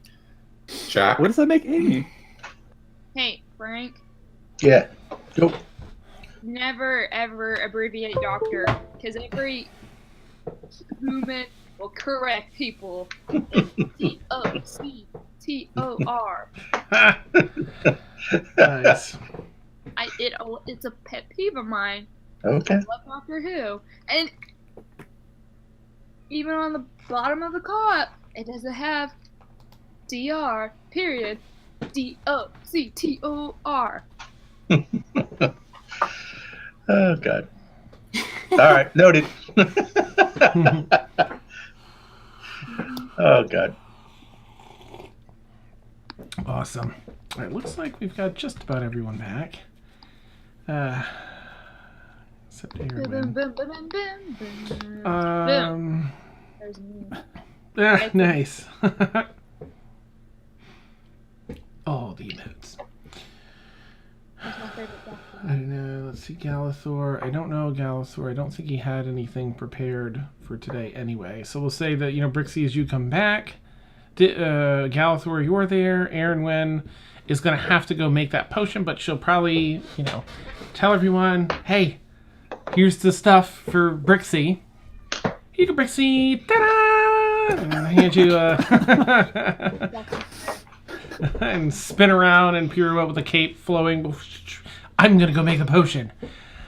And head back to go concoct said potion. I'll More say, how much did all that stuff cost? Not this, but her stuff. Oh, her stuff? Yours was 100, of course, and her stuff, just for, as we said, belt and suspenders, just in case, you never know, 150 gold. Oh, I'm sorry. You know what? Take that back. Her stuff was 50 gold. Which I will pay you back for. I bought 100 gold pieces worth of gem dust because I have learned very recently how to do teleportation circle, which I think will come in very handy. So I figured, when's the next time? You never know when you're going to be in an area where you can get such stuff. So I took the liberty, if I hope you don't mind, of buying that. Oh no, not at all.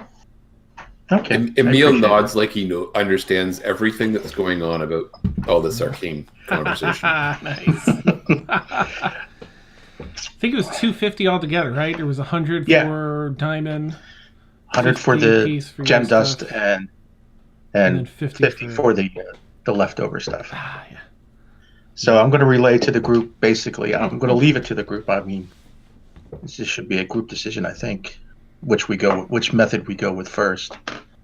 The spell versus the potion. I mean, I just got the spell and I want to. I understand. I think probably I agree with you. The spell probably has a higher chance of being successful. Just my personal opinion as a wizard. But I don't think, I don't want to make that decision by alone. So I just want to put it out there, let everybody know what's going on. So we have both ways to do this Yes. available. Mm-hmm. Well, now there one was is here and one is not. What? The potion isn't here yet, right? Aaron it's being made, went back off to make the Right. potion. Mm-hmm. and to be. Okay. I mean, for full disclosure, we were missing one component of the potion that wasn't, according to Erwin, wasn't essential. But that's why I lean towards trying the spell first. And It's not essential. yeah, it was a Genko root or something like that. But she felt she could make the potion without that. So I, hearing that, I share, some I concerns say about we that. go with the spell since Okay. the wizard of our party says that it will be more successful, and then if that doesn't work, then we gladly use Erwin's potion. I think we just need to be careful that we don't exclude Erwin from. Actually, you know what? I don't care. Just do it. We can do the spell. The potion's on backup. Over kind of by the side, everyone kind of shrinks a little bit. Nice. I sent. Yeah, you're like heading out the door to go make your potion. You hear that? It's like, oh.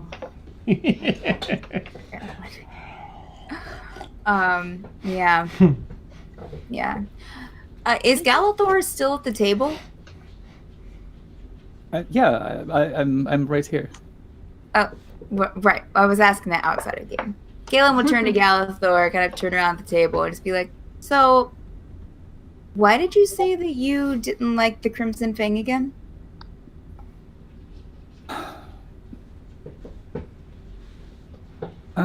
Something you have to understand about Helm, the deity that I worship.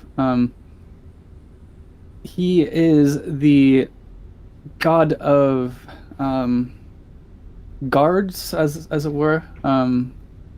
And one thing that he teaches is that we have to defend those who cannot protect themselves. Not only has the Crimson Guard caused such atrocities through these lands, they destroyed my church while I was away. Hmm. The gods are quite important, as is our faith in them. Was anyone inside the church?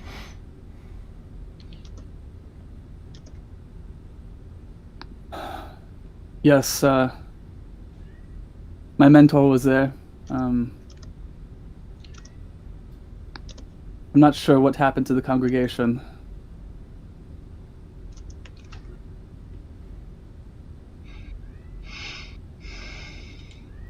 Gotcha.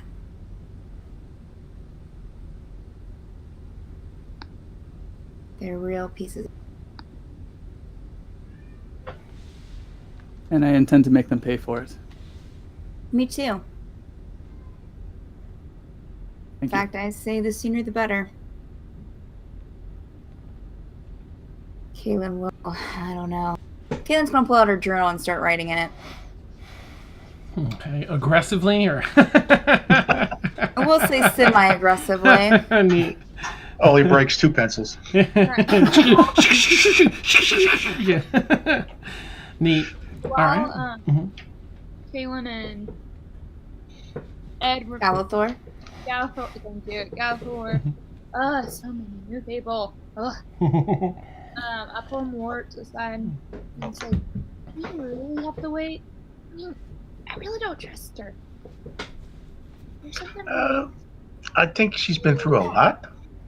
I think with that comes a little. We have to give her a little, leeway. We'll see how it plays out, but I think going with your restoration spell is probably the best option we have so far. As to her, I mean, I think she's been through a lot. So, and we'll see what happens down the road. I'm willing to give her a little bit of leeway there. But yeah, we'll keep it as with me. You guys kept an eye on me, so we'll keep an eye on her. And then Rixie just walks off and sits. Okay. The group, All right. groundedly just tapping her fingers. Nice. Impatient. The tiefling little talony fingers across the table. All right then, Aaron Wynn, as you make your way over back to the alchemy station there at that place. I'd like you to first you'll find in your skills tab, there's now 2 alchemy rolls. One is intelligence based and one is dexterity based. Okay. If you can roll the intelligence one just to suss out how well you remember the portions Right. Okay. and rates of when you add them and all that. Okay. Let me look up one thing really quick. Just to see what this goes. Okay. Paul Blart guy. All right. Okay. When I get there, I'm gonna kind of look around and I'll spend a sorcery point to cast subtle spell on dancing lights. So the lights just kind of appear over her head as she walks in. Goes, okay, there's lots of lights. And mark that use. And so I have the rune on my forehead is glowing now. So one.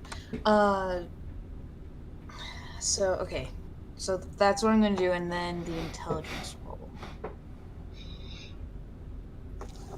Natural 20. Nice. Gosh, I don't know if she ever said her name. So the old lady didn't give you your name. Half-orc woman, comes over, Aaron went and shows you where the area is, and it's just sort of pacing back and forth, keeping an eye on the shop too, but sort of keeping an eye on you. You're in the back corner of the shop, and you light these dancing lights, and it gives this perfect illumination. And your mind focuses, like it's been very, here and there, but as you're considering, the different amounts and doing this work, you find it very focusing, peaceful almost. And you cut up the different portions that you need to cut. You add them when they need to be added.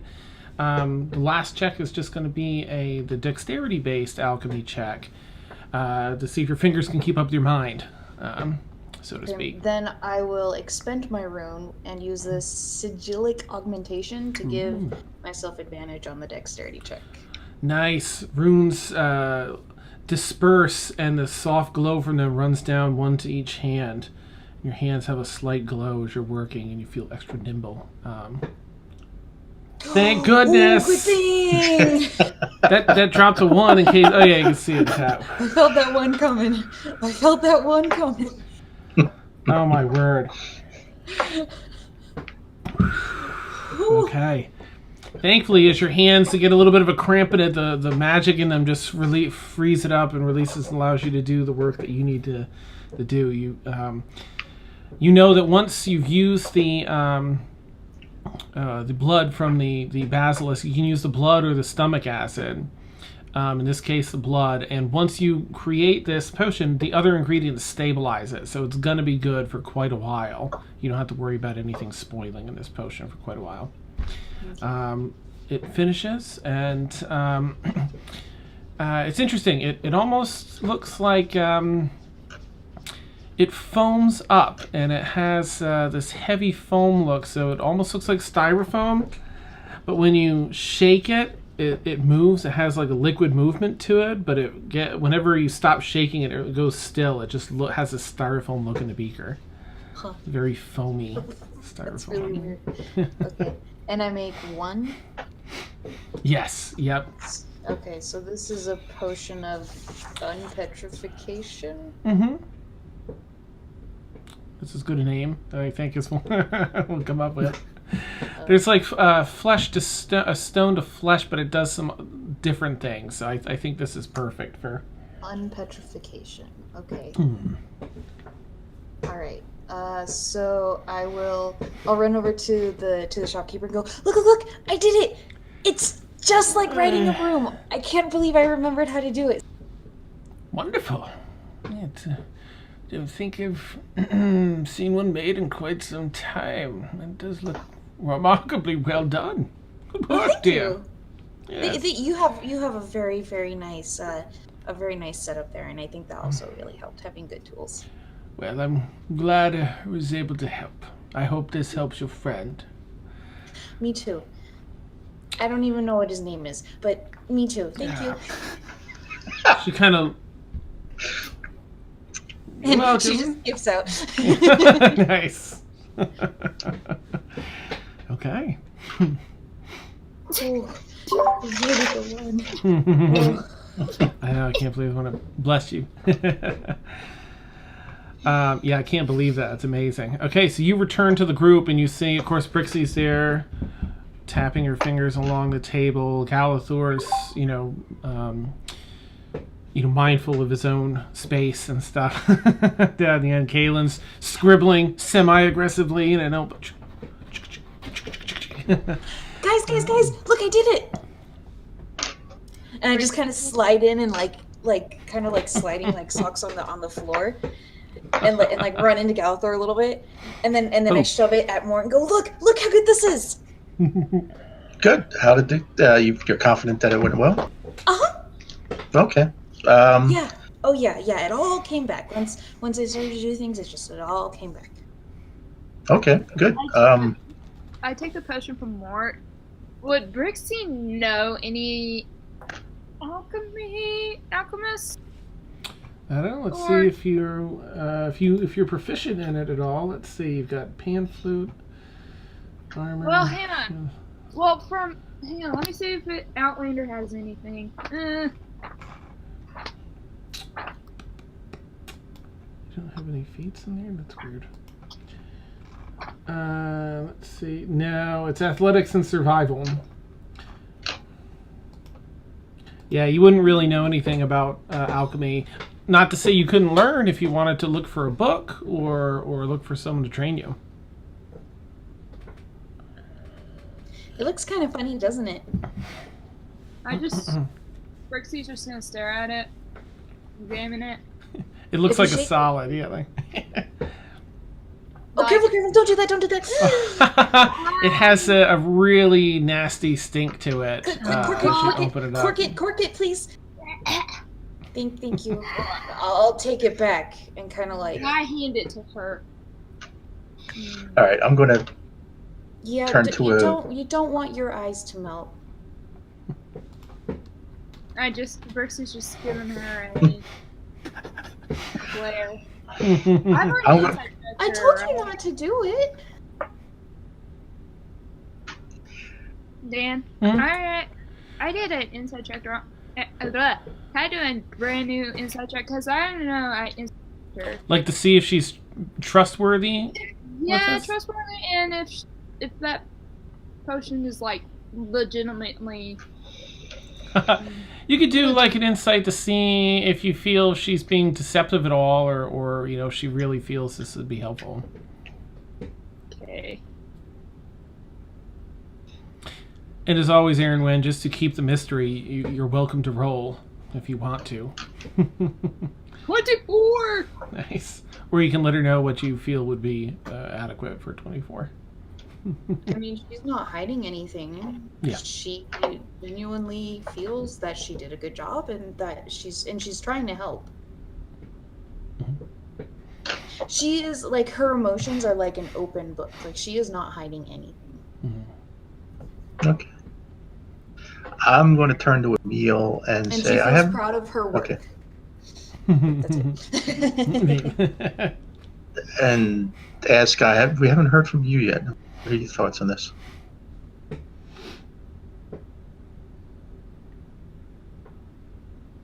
Sorry, Frank, who was that to? Emil. I'm Emil. sorry. It was to the stone Felix statue. Oh, burn. I guess. I mean, I have faith that both of the solutions are going to work, but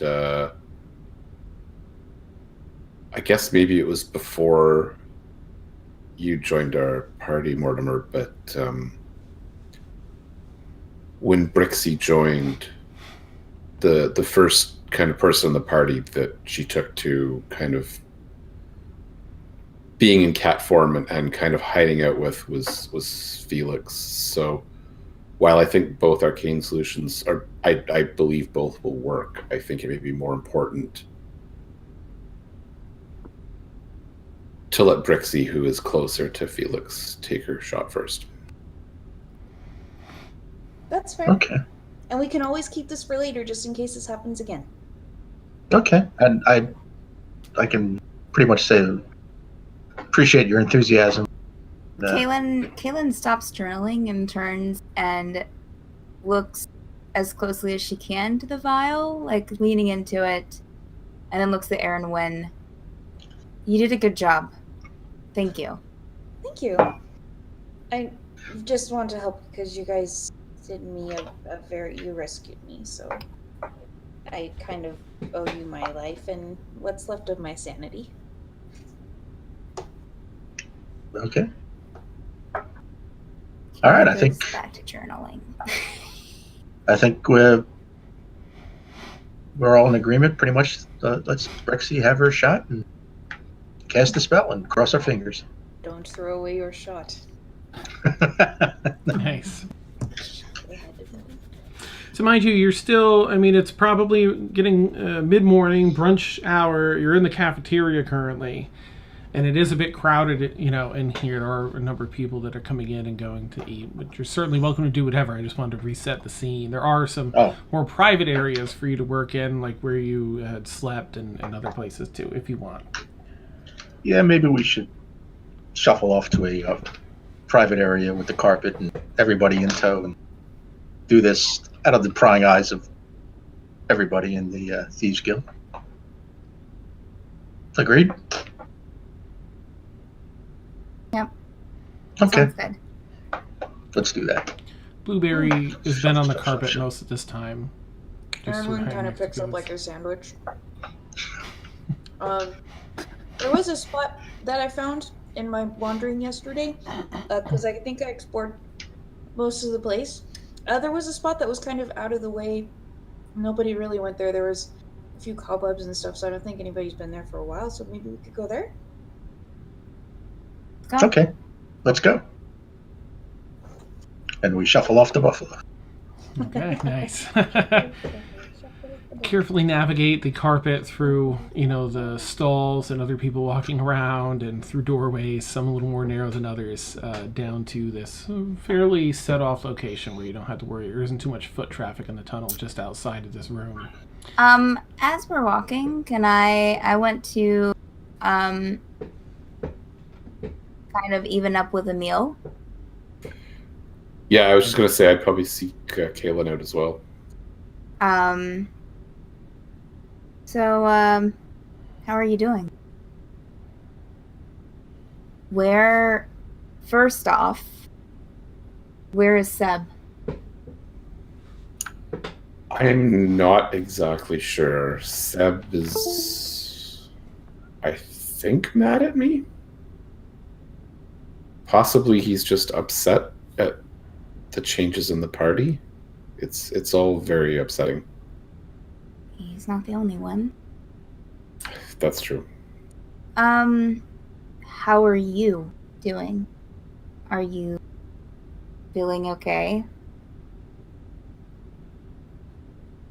I probably should be, but I'm not. One of the reasons I left Calais was I was getting... This is going to sound really weird, but when I left Calais and set out on the road, I thought I'd have more stability. I thought if I found a group of adventurers, we'd stick together. I mean, when I met Mina, I tried really hard to be her friend. You know, obviously she looks different, but yeah, she seemed really nice. Then she tried to set a magic carpet on fire and was trying to do extortion on the Thieves Guild. And I thought, maybe there's something to her drow nature that I need to keep an eye on, that I need to reserve judgment on. I never made up my mind about her, and then she's gone, and I still don't know how I feel about her. And I just don't like that I never got to make up my mind. Yeah. That doesn't make any more sense when I say it out loud than it does when I feel it, but I guess that's what I'm feeling. No, I never really... I don't guess... I mean, I talked to her, but I didn't go out of my way. I just was dealing with my own stuff. I didn't think about inquiring with her or protecting her or... So, yeah. All I know is I'm going to do my darndest to make sure that no one else dies. No matter what it takes. I can't. It's not going to happen.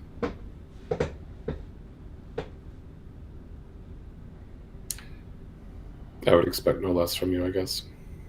Thank you. Let's try and keep Birds alive, too. I'm sure he's okay, but I miss him. For sure. And also, I want to make sure that you're okay. So please tell me if you're not okay with the whole thing that you're dealing with.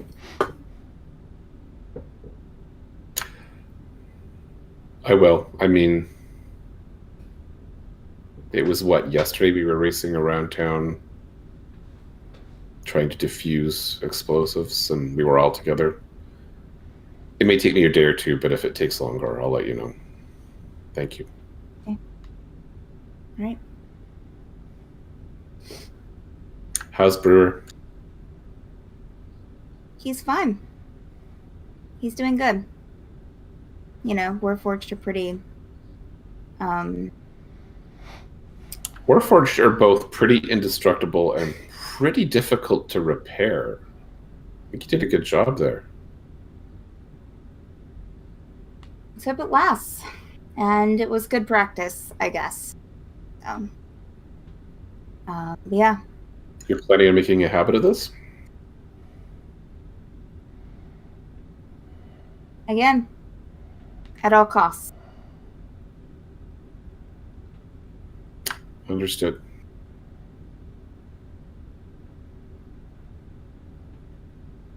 You just keep walking. Yeah. All right. Okay, DM takes a breath and oh my gosh. Intense. All right, you continue walking, finally arriving at your destination. You managed to get the Felix statue set up like in a corner, sort of propped up in a corner so it won't fall down anywhere. And you all set up shop in this little room here. And Brixie, everyone sort of makes some room for you to do what you need to do to cast your Greater Restoration or to do your magic. Galathor is going to prep lay on hands when Felix comes to. Nice. Erwin will again do the subtle spell and cast dancing lights to give light to the room. So then the symbol on her forehead is just a dull orange glow. Nice. Ooh, just starts like it almost so as though it's under the skin, and shining through that. Illuminates, and little dancing lights go around, Brixie, allowing you to take out your diamond dust. And how do you want to use the diamond dust to do the spell? Well, it doesn't really give any specifics on how. It just says you imbue a creature you touch with positive energy. And then I guess I just grab a handful, just like probably like a cuff, and then just touch it, Felix, hoping it works.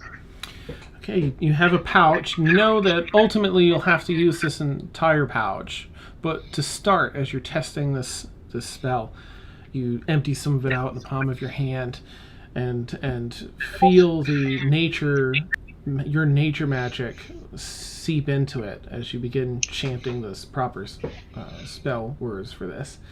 And you take it and sort of wipe it down and like across his face, and the stone cracks in those spots, and little flakes of this outer shell now of stone fall away, and you see skin, and you see in between a hand wipe and a panicked eye and nostrils flaring as he starts breathing and regaining consciousness. You've got the rest of this bag to use. He is breathing. I just grab a handful and just do the rest of his body. You start dumping it all around him and wiping it all around. As you dump it, it pours over him with the magic you've imbued it with which you've imbued it. It just fades away. All of it starts with this hard crack. And he's apparently turned back to flesh from the center out, and the very outer layer is just still this flaky bit of stone that cracks and breaks free of the body. Felix, a moment ago you were facing this beholder, and now suddenly you find yourself here breathing. You just suddenly saw only a little piece of your vision, and the rest of it came to be. You feel very weak. And collapse down on the floor in a bit of a panic state. What the hell happened? And It's okay. who the hell are you? Sir, I am called Galathor Ainsley, Watch Knight of the Unsleeping Eye, humble servant under Helm's vigilance. That's amazing. Strange. Thank you. I am who I mean to be. What the hell's that supposed to mean? It means that I know who I am, and I have nothing to hide. The Watcher sees all. It means that I am comfortable in my own skin, and yet it must be a relief for you to be out of your stone skin. And the Oscar for best performance goes to Ed. That's awesome. Pull the Right. I would imagine so. In any case, welcome back to this side of the veil.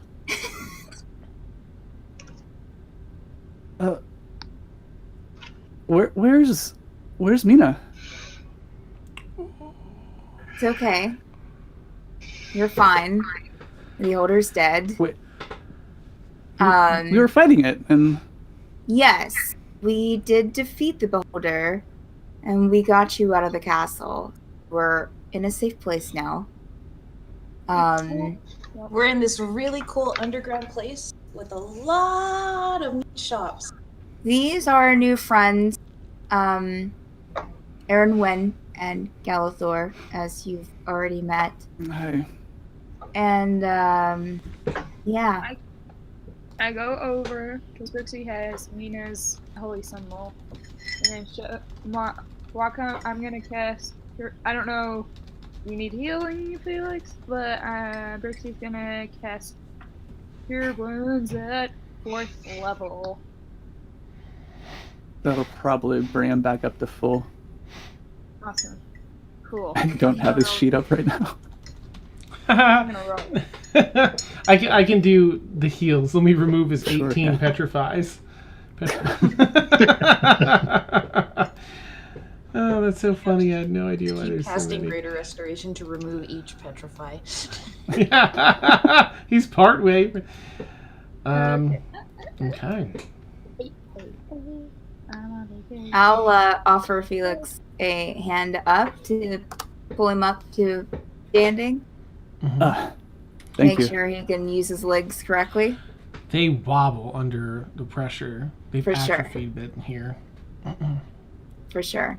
So, Dan, I'll kind of stand there and let him lean on me if he needs to. Thanks, Kaylin. when it says spellcast ability modifier, it's a +8, correct? Spellcasting ability modifier is just whatever stat you use for it. I think yours is It's wisdom. your wisdom. So it would just be whatever your, I think +4 is your wisdom. Your wisdom modifier. Okay, so 8d4. Wait, yep. Okay, No, it's a 48. that's what I said, 48. He said Nice. Well, I meant 48. So Nice, Caitlin is an 18 8. plus 4 Okay.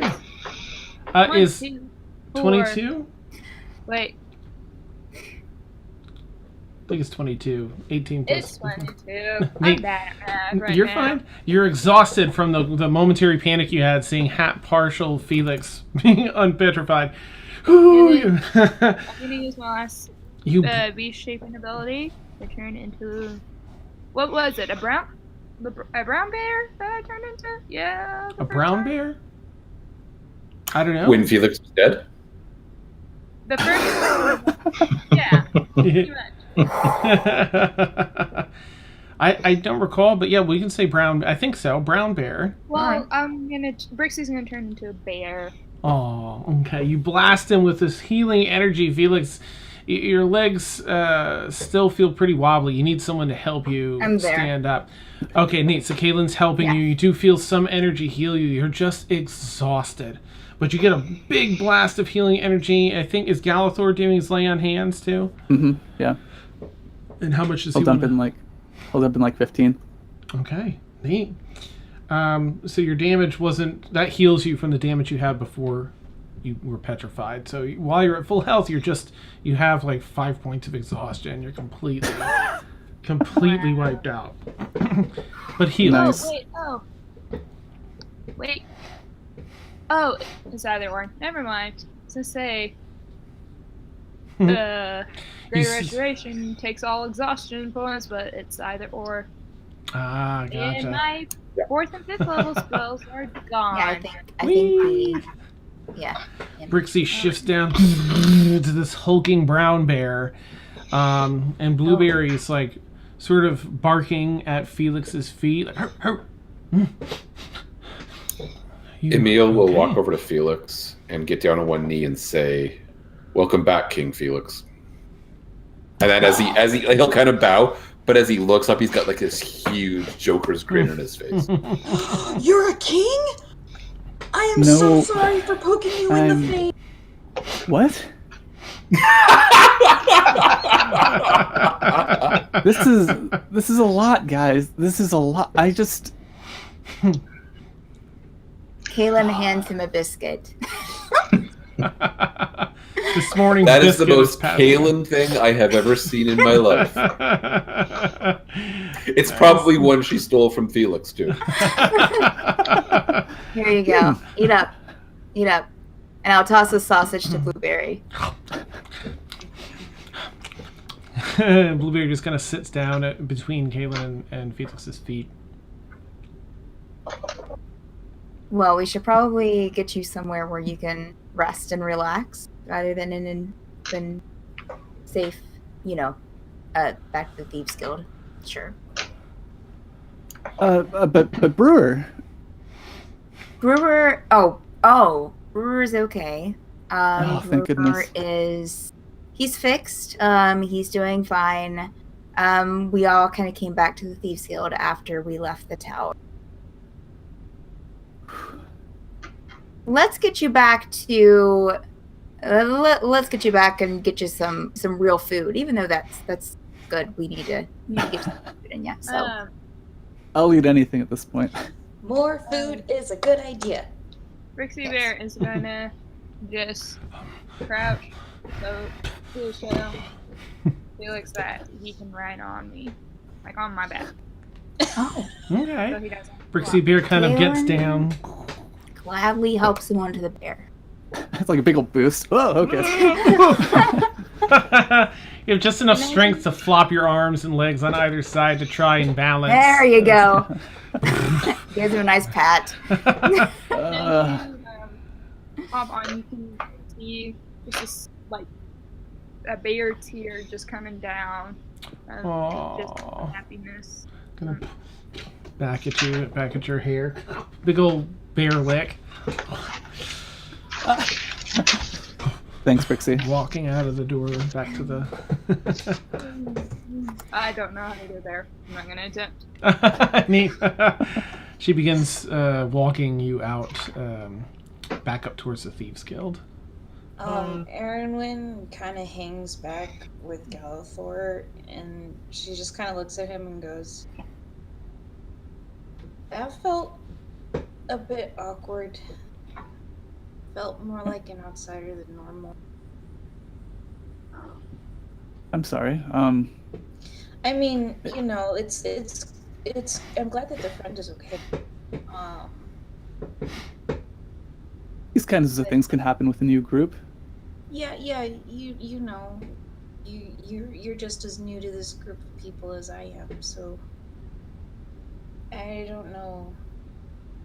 I am not the brightest person when it comes to reading people, but why are some of them being openly hostile?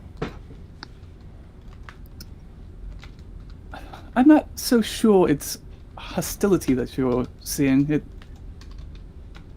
might be easily confused, but they're just very protective of their friend. Does that make sense? Yeah. Well then, pipette, stiff upper lip and all. Awesome.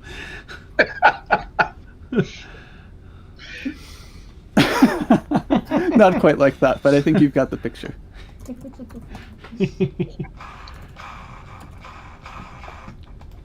You know, Aaron, when I really do wonder when they're going to tell him. Oh, about the one that got disintegrated? Mm-hmm. I don't know who she was. She was gone before they found me, but I don't know if they liked her so much either. I heard a couple of them talking as we were walking. They said she was a drow. And I don't know how I feel about that. I mean, it makes perfect sense to not like or trust a drow because, you know, they're drow and they're evil and that's how it is, but it sounded like a lot of trust has been broken in this group.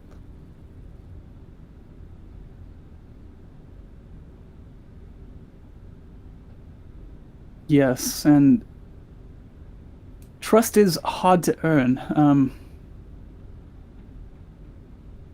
Maybe that's also why they're so cold. Maybe.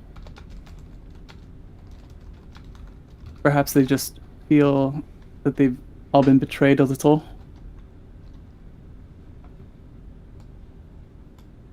I mean, when you fight against a beholder, you know, someone's gonna die. Someone always does. I just got lucky that it was never me. Oh. You were well acquainted with that beholder then. I was, yeah. I was in the college. Because of these. She'll point to her room. It's just a magic I've always been able to do. I don't know. But, they did a lot of things, and they took a lot of things from me. And I don't know what they were trying to do with it. But they were fascinated by my runes. And they had no rights. No. And we will find out. Well, most of them are gone anyway, so... So I don't... That's fine. I just... They saved my life and they pulled me out, so that's... I owe them. But... Anyways, I figured I would tell you because I know religious people are always pretty smart and you're also new, and so thank you for listening to me. And we shall be new together. Thank you. Mhm. And she'll put her arm in his and just kind of like trance happily down the hallway.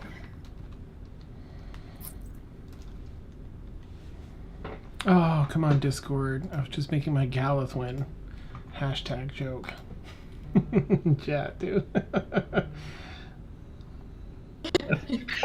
That's funny. The beauty of that moment blew Discord out of here.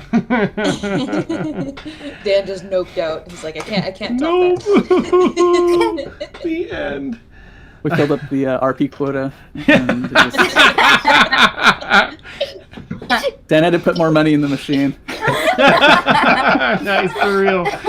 Oh, it's beautiful. Oh. It's like a parking meter. For real.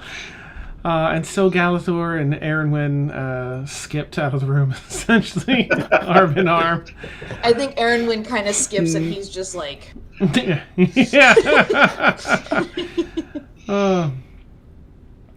All right. So you all pile back to find a more comfortable place. Of course, Felix being riding bareback. I don't know if I should say that. I mean, technically, there's no saddle. Yeah. Back of a bear. Bear puns are best puns. He just... Oh my gosh. It has been one session since we had an embarrassing clip for one of the characters. Wait, 0. Never mind. We're back. Yeah, Nice. we're hitting that pretty nice. Oh, no, you mean embarrassing. No. Oh. Awesome. Oh, it's so great. When we Right. when we get back, Dan, Kaylin will grab a we'll make sure that Felix gets to the cafeteria area, and we'll make a plate of food for him. Oh, nice. Well, I don't think a bear could fit in there. Well, then we can stop at the entrance. I will guide him. I will help him to the cafeteria. You area. barely fit in. It's like sewer tunnels, so the entryways are pretty. You like that? It's good. Thanks for watching Stormfall #1. See you next week. Yeah. 18 people leave the chat. Like, oh, I can't. No more. Yeah. Nice. Unbearable. Awesome. But you make it in there because I figure if Brewer went through in the carpet, you should be able to, narrowly fit. So you get in. I'm fairly certain with it. Okay. Yeah, you get Felix sort of slopped off into his seat, roughly. Or you can hold yourself up at a sitting position, Felix. You're just extremely wiped. And someone should probably be nearby to keep an eye on you. Well, I want to set the plate of food in front of him and sit across from him. Okay. Gosh, my joints are watching so him achy. Before Ah. I turn back into seafood form, I'm going to give Felix one more bear kiss, and then turn into my form. And you could, Felix can just see Brixie just sobbing and just tears of joy to see her friend back. And goes for a gentle hug to Felix.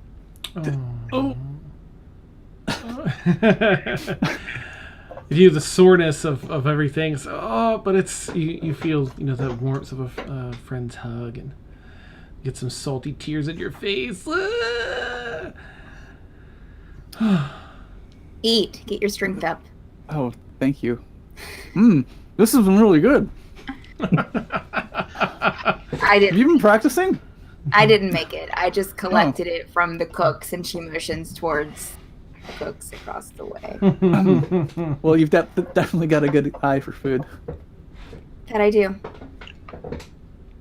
Erwin sits down with the plate like piled up as high as Felix's and just with you. Go easy. Go easy, Erwin.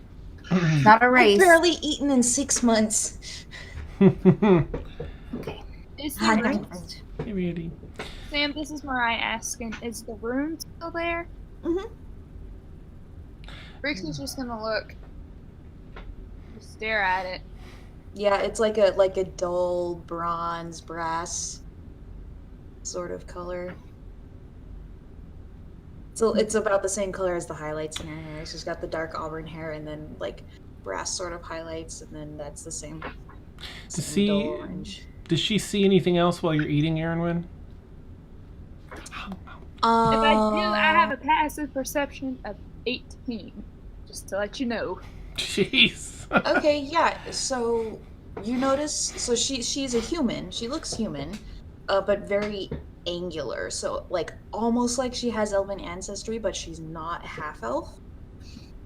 And then as she's eating, you see slightly pointed teeth.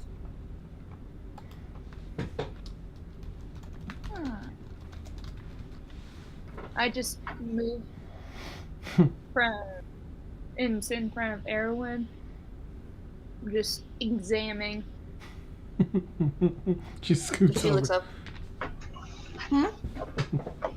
One word? Thank you. We got to I just let her eat.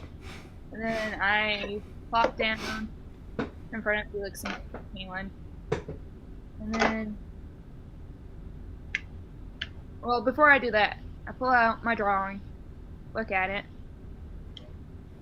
think for a while, contemplating of telling Felix and Kaylin what happened to her last night. And Do I see the drawing, Dan? Do you have it out, Brixie, enough for... Yeah, I have it. I'm not hiding it. Yeah, you can see it, Kaylin. Those kind of things interest Kaylin in particular. What is that, Brixie? Can you pass the gravy? I said Up to and Felix. down. I'll just scoot it across. Sploonk, it dumps everywhere.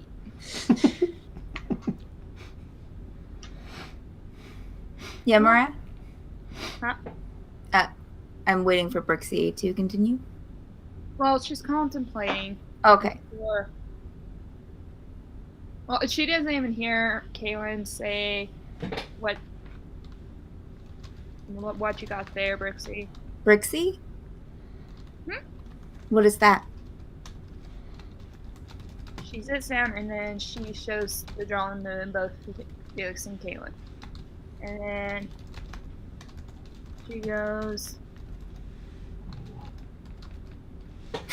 "You remember when I Oh, Mort phased out for a minute. Just kidding. Do you remember when I kind of left the group and left for the city?" Yes, I've been meaning to talk to you about that, but things have kind of happened. Well, I went to the City of Brass because... You left the group again? No, this was before, when we were debarring. Before. The first time. Yes. Okay. When Mina was still alive. Put in perspective. Yes. Well, I kind of went to the City of Brass thinking if I win, they will stop bugging you guys, because I don't want anything to happen to you guys, so I kind of took the initiative, and I went to the City of Brass, and then I came back to you guys. I had no recollection of what happened. So Right. basically, all my memories are gone from what happened. That's really dangerous, Brixie. No, I had a dream, and I have this. And I try to explain what my dream was to my Melanie. It sounds like a dream, a little weird and abstract. But then, the part where she's going down the stairwell sounds the same. But Kaylin, Felix, you can roll a history check. It'll be high DC. Kaylin, you can roll a history check. It'll be a lower DC for you because of your sage background. Okay.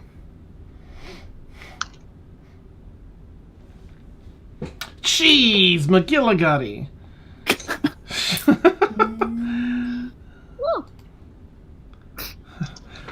It's the exact opposite of how I thought that was going to go. I'll be honest. However, I will say that Half Donate gave me an inspiration tonight. Oh, yeah.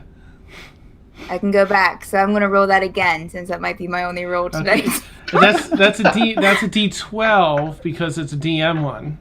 It's a subscription one, so it's a D12. Oh, okay, roll. just a D12. Mm-hmm. Okay. Well, what? 9. Oh. I will. And that's good the whole month. I will hold on to it. That's fine. It's just a little too abstract. It's nothing here that's sticking out to you. Felix, however, jeez, I don't even know where you would have heard this. Maybe some distant relative that visited once told you about, described this particular city to you, and a description of all the doors and portals and passages in Brixie's dream, and the lack of gravity and such, and other the description and drawing of this city very much bring to mind the city of Sigil. Not to be confused with Sigil, it's actually the city of Sigil, also known as the City of Doors. Doors. And it is... Fox Machine's worst nightmare. Yeah. It's ruled over by the Lady of Pain. She is extremely powerful. She prevents gods from going through here. It's only, lesser beings that are allowed to go through, and there's portals to like every different realm through here. Some of the popular ones being the Nine Hells, the City of Brass. Some of the elemental planes have, there's the City of 1,000 Pearls in the Plane of Water, City of Brass, and I think the Fire, Elemental Fire. In this drawing looks very much like the way the City of Doors was described to you. All you need was a key, they said. Do you recognize this, Felix? Yeah, unfortunately. This is Sigil. The City of Dan, Doors. Since you told me that I know about Skull in a private message before, remember? Oh, yeah, that's right. So now it clicks as he hearing says that, I would know. Okay. This is where you went, Brixie? I guess. I don't.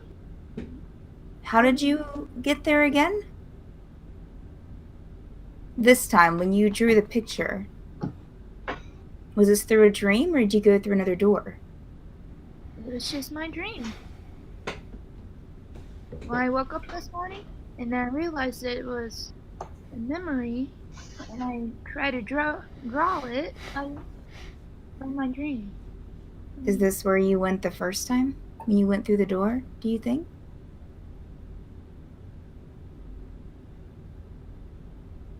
Then would Brixie know from just her dream? You have a strong feeling that it's more of a memory than just a dream. A memory that's... Yeah, in fact it was, because you woke up from the dream, and that's when you had this recollection. This last part was you recalling going down the stairs and appearing here. If they're saying that's the City of Doors, of Sigil, then that's where you went. I guess. Kaylin will turn and gently but urgently put both hands on like Brixie's shoulder and just be like, Brixie. Like across the table? Are you across the table? I thought you were beside me. I was sitting by Felix. Okay, so I will lean across the table, getting closer to you, Brixie. You have to promise us that you will not through another door. We can't stop the dreams, but you need to take precautions. Please don't summon those doors again. Without at least telling us and letting us know and letting us help you, whatever you're doing. Do you promise? She just shakes her head, and Brixie's just, at this point, conflicted, because she wants to do this on her own, but... I understand it's exciting, and I understand that you're wanting to find a key to your past. But this is also a very dangerous... You need to be very cautious. Some reading in the library might help at some point.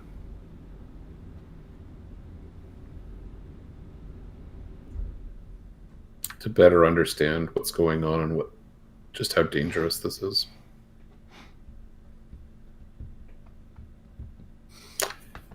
Emil's sitting there with a little pile of bird seeds in front of him. He hasn't been saying much, but he's... Aww. And Kaylin will continue, because believe it or not, you are important. I refuse to let something happen to you. So please, let us know, at least talk to us next time, okay? Okay. Can I do an insight check to see if Kaylin is afraid? She hands Mariah a biscuit. Nice. Yeah, go for it, Emil. And Kaylin, you can roll, if you feel you want to roll anything for that, you may, or you can just let him know based on whatever he gets. Wow. All right, got an 18. Okay, I'll that's leave that fine. to you. Yes, Kaylin is scared only because she's made a vow to herself that she's not going to let anything else happen to anyone. So she's afraid of someone else dying. I thought he was just a drunk patron at a bar. I guess it's all true. Felix? He did What? say some of the most dangerous people in the multiverse are from Sigil. Sigil? Mm-hmm. Sigil. Who? Somebody at a bar when I was still, all those days ago, member of the Midnight Brigade over at Bridgeport. Long gone now.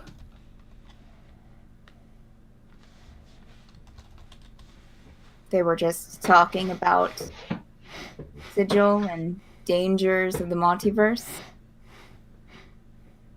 Yeah, I just chalked it up to some crazy guy. Can I inside check Felix? Is this person still alive? Beats me. Do you Inside know- checking that. Okay. Do you know his name? Okay. Thanks for that tidbit of information. Emil kind of looks over at Aaronwin and Galifar and says, "I'm sorry, you seem to have fallen into the middle of a bit of a bigger story here." Yeah, it sounds like it. I've heard of the City of Brass, but I haven't heard of anything else. This is all pretty intense. But if you need my help, I'll help. Is your cape still billowing at the table? No, it's not. All right. I was serious about inside checking Felix? Felix on level 22. Yeah, so let her know anything, that you feel she'd need to know, Felix, with a 22.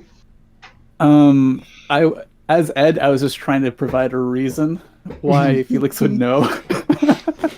It was just a story reason. There's no real. Yeah, no, he seems genuine. He definitely heard that somewhere.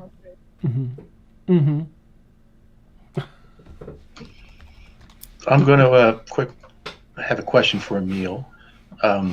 So I sort of sidle up, I guess the term, sidle up to him at the table and say, I got a proposition for you. I saw you before, correct me if I'm wrong, but were you trying to use some arcane magic a while back?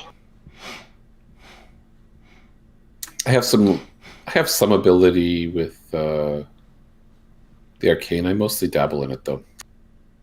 Okay. Well, part of the stuff we came across at the tower was this robe of runes, I should say, which might be a benefit to somebody who's just starting out.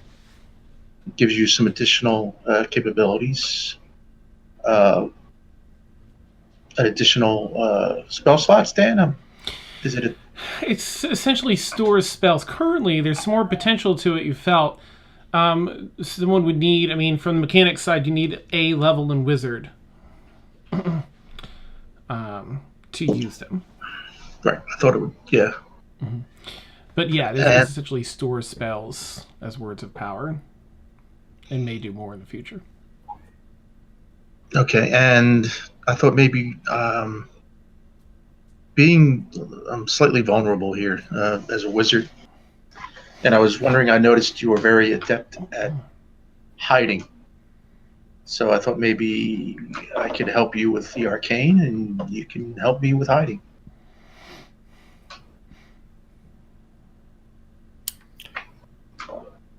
That seems an entirely reasonable transaction. Absolutely. Okay, we'll I'm work not on sure that. much of a teacher, but let's find out.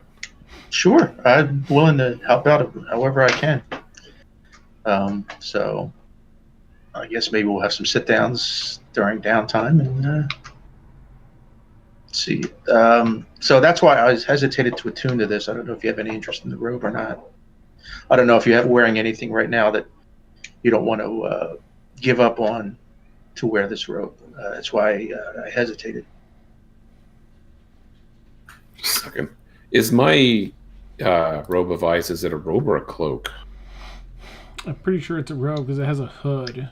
Oh yeah, okay, it's a robe. Mm-hmm. So, I'm pretty sure I'll have it on, but just underneath something else. Probably underneath my my Calais cloak. Okay.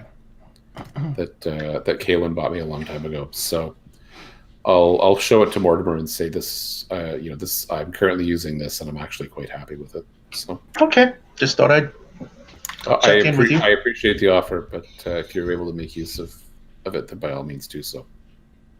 Okay, so I will put on the robe and attune to it.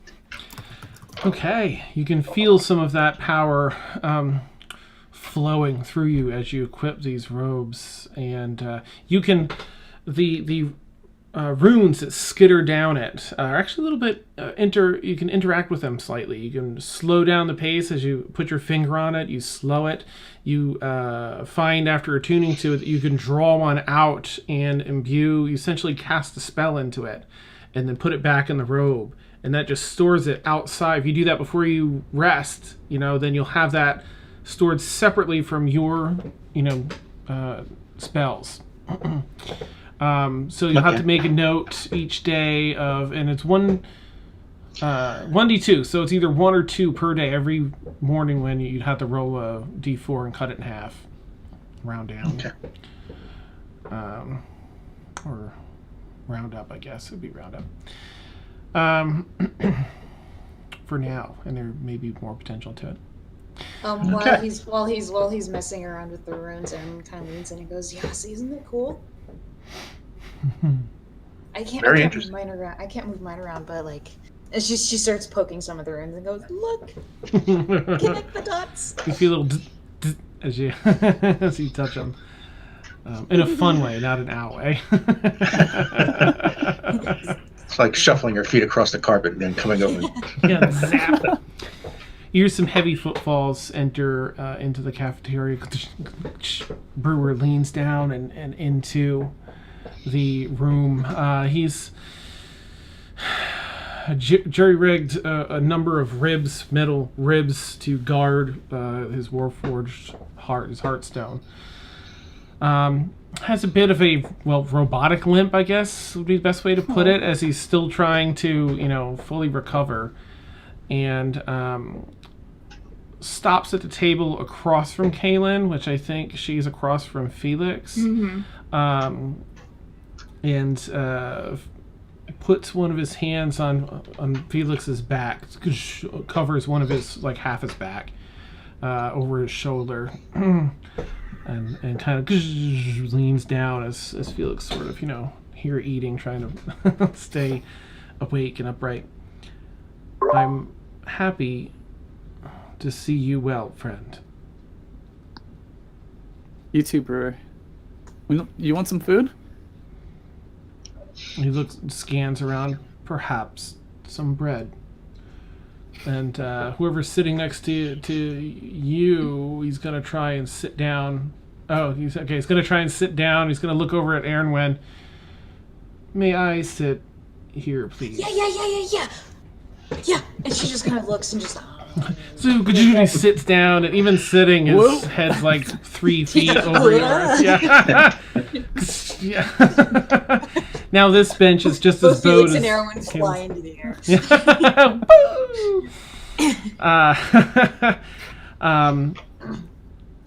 He looks up at Kaylin, just kind of staring for a moment, an awkwardly long moment. It's good to see you up, Brewer. It is good to be up. Thank you again, Kaylin.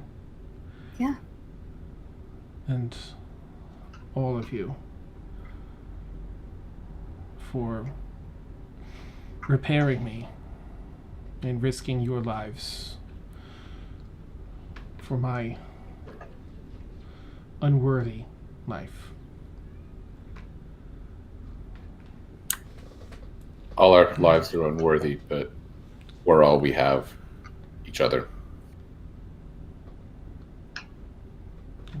Kind of looks down for a moment and kind of nods a bit. I have both a request and a gift. And he reaches into the cloak that kind of wraps around his neck a couple times and hangs down over most of the left side of his chassis. And takes out this large, very ornate wooden box about the size of maybe a dictionary. A big hardback dictionary. And sets it down. I need a place to recover. And as he says that, he opens this box, almost like a book. And inside is, it seems to be a trifold item. He's only unfolded one section, and there's just this velvet, like crushed velvet packing on the left. It's empty. There's a slot there for something that's empty. And he continues, I used to have a place where I could rest, find peace, as he opens up the next fold, and recover when needed. And the right-hand side also has the crushed velvet with an empty slot, but it's revealed this middle section of the box that has this super ornate. Emil, you look at it and you can feel the arcana coming off of it, and B, it's a master lock. And it has an arcane lock built into it. And it's really the most elaborate lock I think you probably would have seen up to this point. It is my understanding, and he reaches into his cloak again and pulls out a key. Aaron leans in real close. knows. Nice. Just fascinating. There's this like an old-timey brass key that he takes out, has a bunch of different teeth along it, and places it into the master lock. It is my understanding, starts turning it a little to the left, then a little to the right, almost like it's part combination, that this keep has been left in your hands. Turns the key all the way to the left. Part of the locking mechanism opens up. He tucks the key away, and seems you can feel the arcana diffuse. And he lifts off this lid almost. It was in the middle section, and puts it to the side. And you see, let's see. So anyone proficient in Arcana can feel the Arcana now coming off of this pretty intensely. I'm going to expend my rune and use manifest inscriptions. Okay. So any runes within 10 feet of me start glowing slightly. Is it 10 feet? And let's see. I can cause any hidden magical marks, runes, wards, or glyphs within 15 feet of me to reveal themselves. Okay. There's a rune on the face of this. It looks like well, it's a stone. It kind of looks like quartz with some streaks that run through it of different darker colors. And it has a rune inscribed on the front that you couldn't quite see until you cast that, and you can see it illuminate better. More, you recognize this, having recently learned a teleportation circle spell, as a teleportation rune for one of those circles. Oh, okay.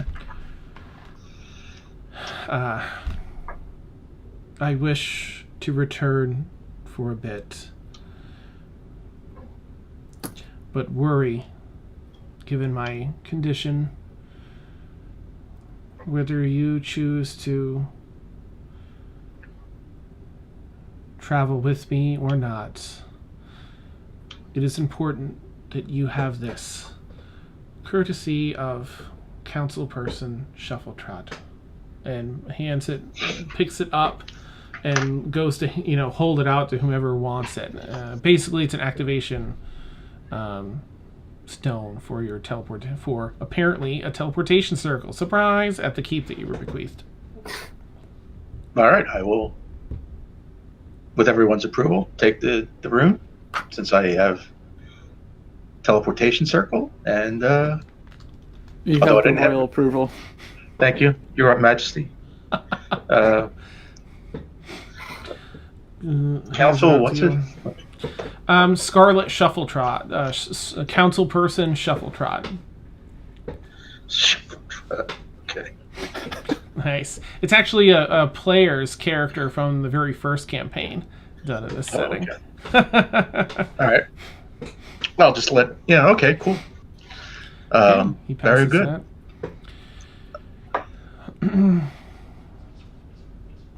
Thank you, Brewer. Thank you. There is much to tell you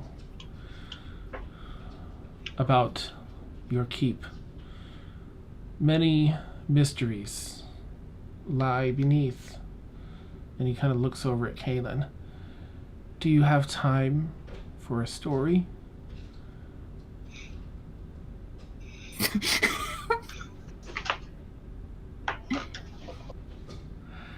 And waits to see if you want to hear. Brixie just comes behind Kaylin Yeah. and just pushes her. Yeah, Ooh. All right, that's where we'll end tonight's session. Yay! that's what I was waiting for. Yeah. I was waiting for the cut to black. Yeah.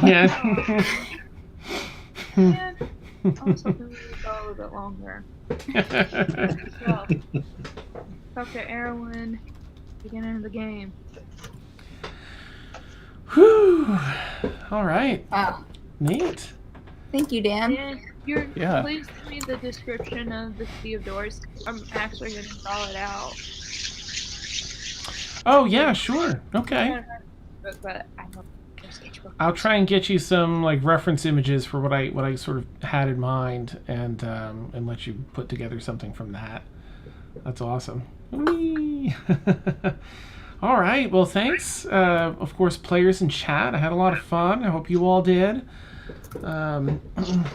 It's nice to see. I mean, there's just to like out of game and character in the meta side. Of course, there's a bunch of things available to everyone.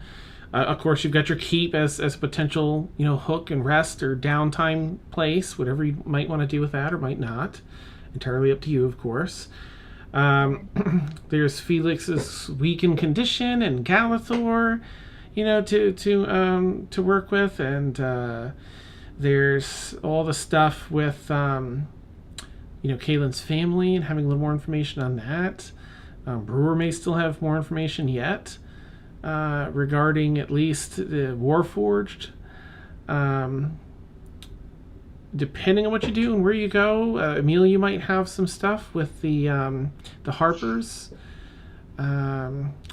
So again, this is completely on the meta side of things. I do want to I feel like a lot of the things that I've presented to you as options have been really, it's been like political stuff, and the intrigue political side of things, but I really want to give you all some fantasy, some fun, like deep high fantasy stuff. Some options related to that, not exclusively, but I want to throw some of that your way too, so you won't be stuck with just the same sorts of things. Yeah, and if you all have anything you think your characters might be like, actually, I think my character might really want to check this out, let me know, and I'll build that into, the hooks and stuff. So, okay. But it's exciting for me anyway. I have a different folder for each arc, and this was what I considered probably the final document in this arc number 4. So I'm curious to see like what happens next and where y'all go. Yeah. There's a few other things going on in the world you don't know about yet, and it'll be interesting when something comes across that you'll see it. And nice. But hooray. I'm still waiting for Felix to ask again where like Mina is once he realizes that. Oh yeah. Because it sort of made it sound like everyone made it back here after unintentionally. So I'm waiting for him to be like, to get him somewhere and get.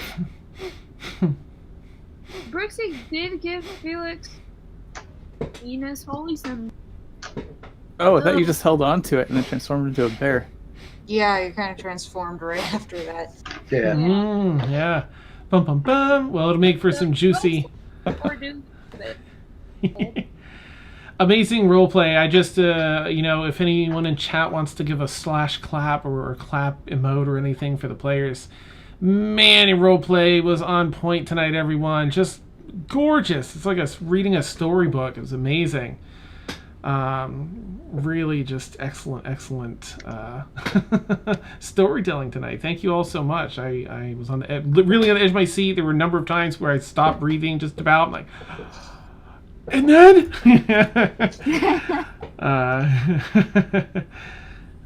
and then there was Ed talking to himself. Extra bravo to Ed for having that prepared. That was amazing to go back and forth. The highlight of the episode. Mm-hmm. I loved it. For that. I have a lot of appreciation for Dan now for coming up with all these NPCs. Nice. Man. Awesome. Beautiful. Well, y'all rock. I don't know if you heard me, Ed, but I was just like, you pulled the same Regal Therian and Yeah. That's awesome.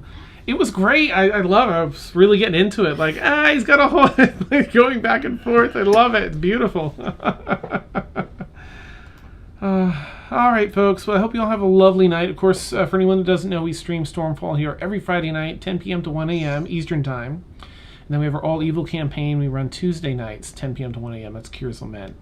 You can catch all of our previous episodes, which is a lie because I haven't uploaded like the last 3 or 4 on YouTube. But check out our YouTube page. They'll be uploaded in the next couple There's of days. a lot of most of the previous episodes on Yes.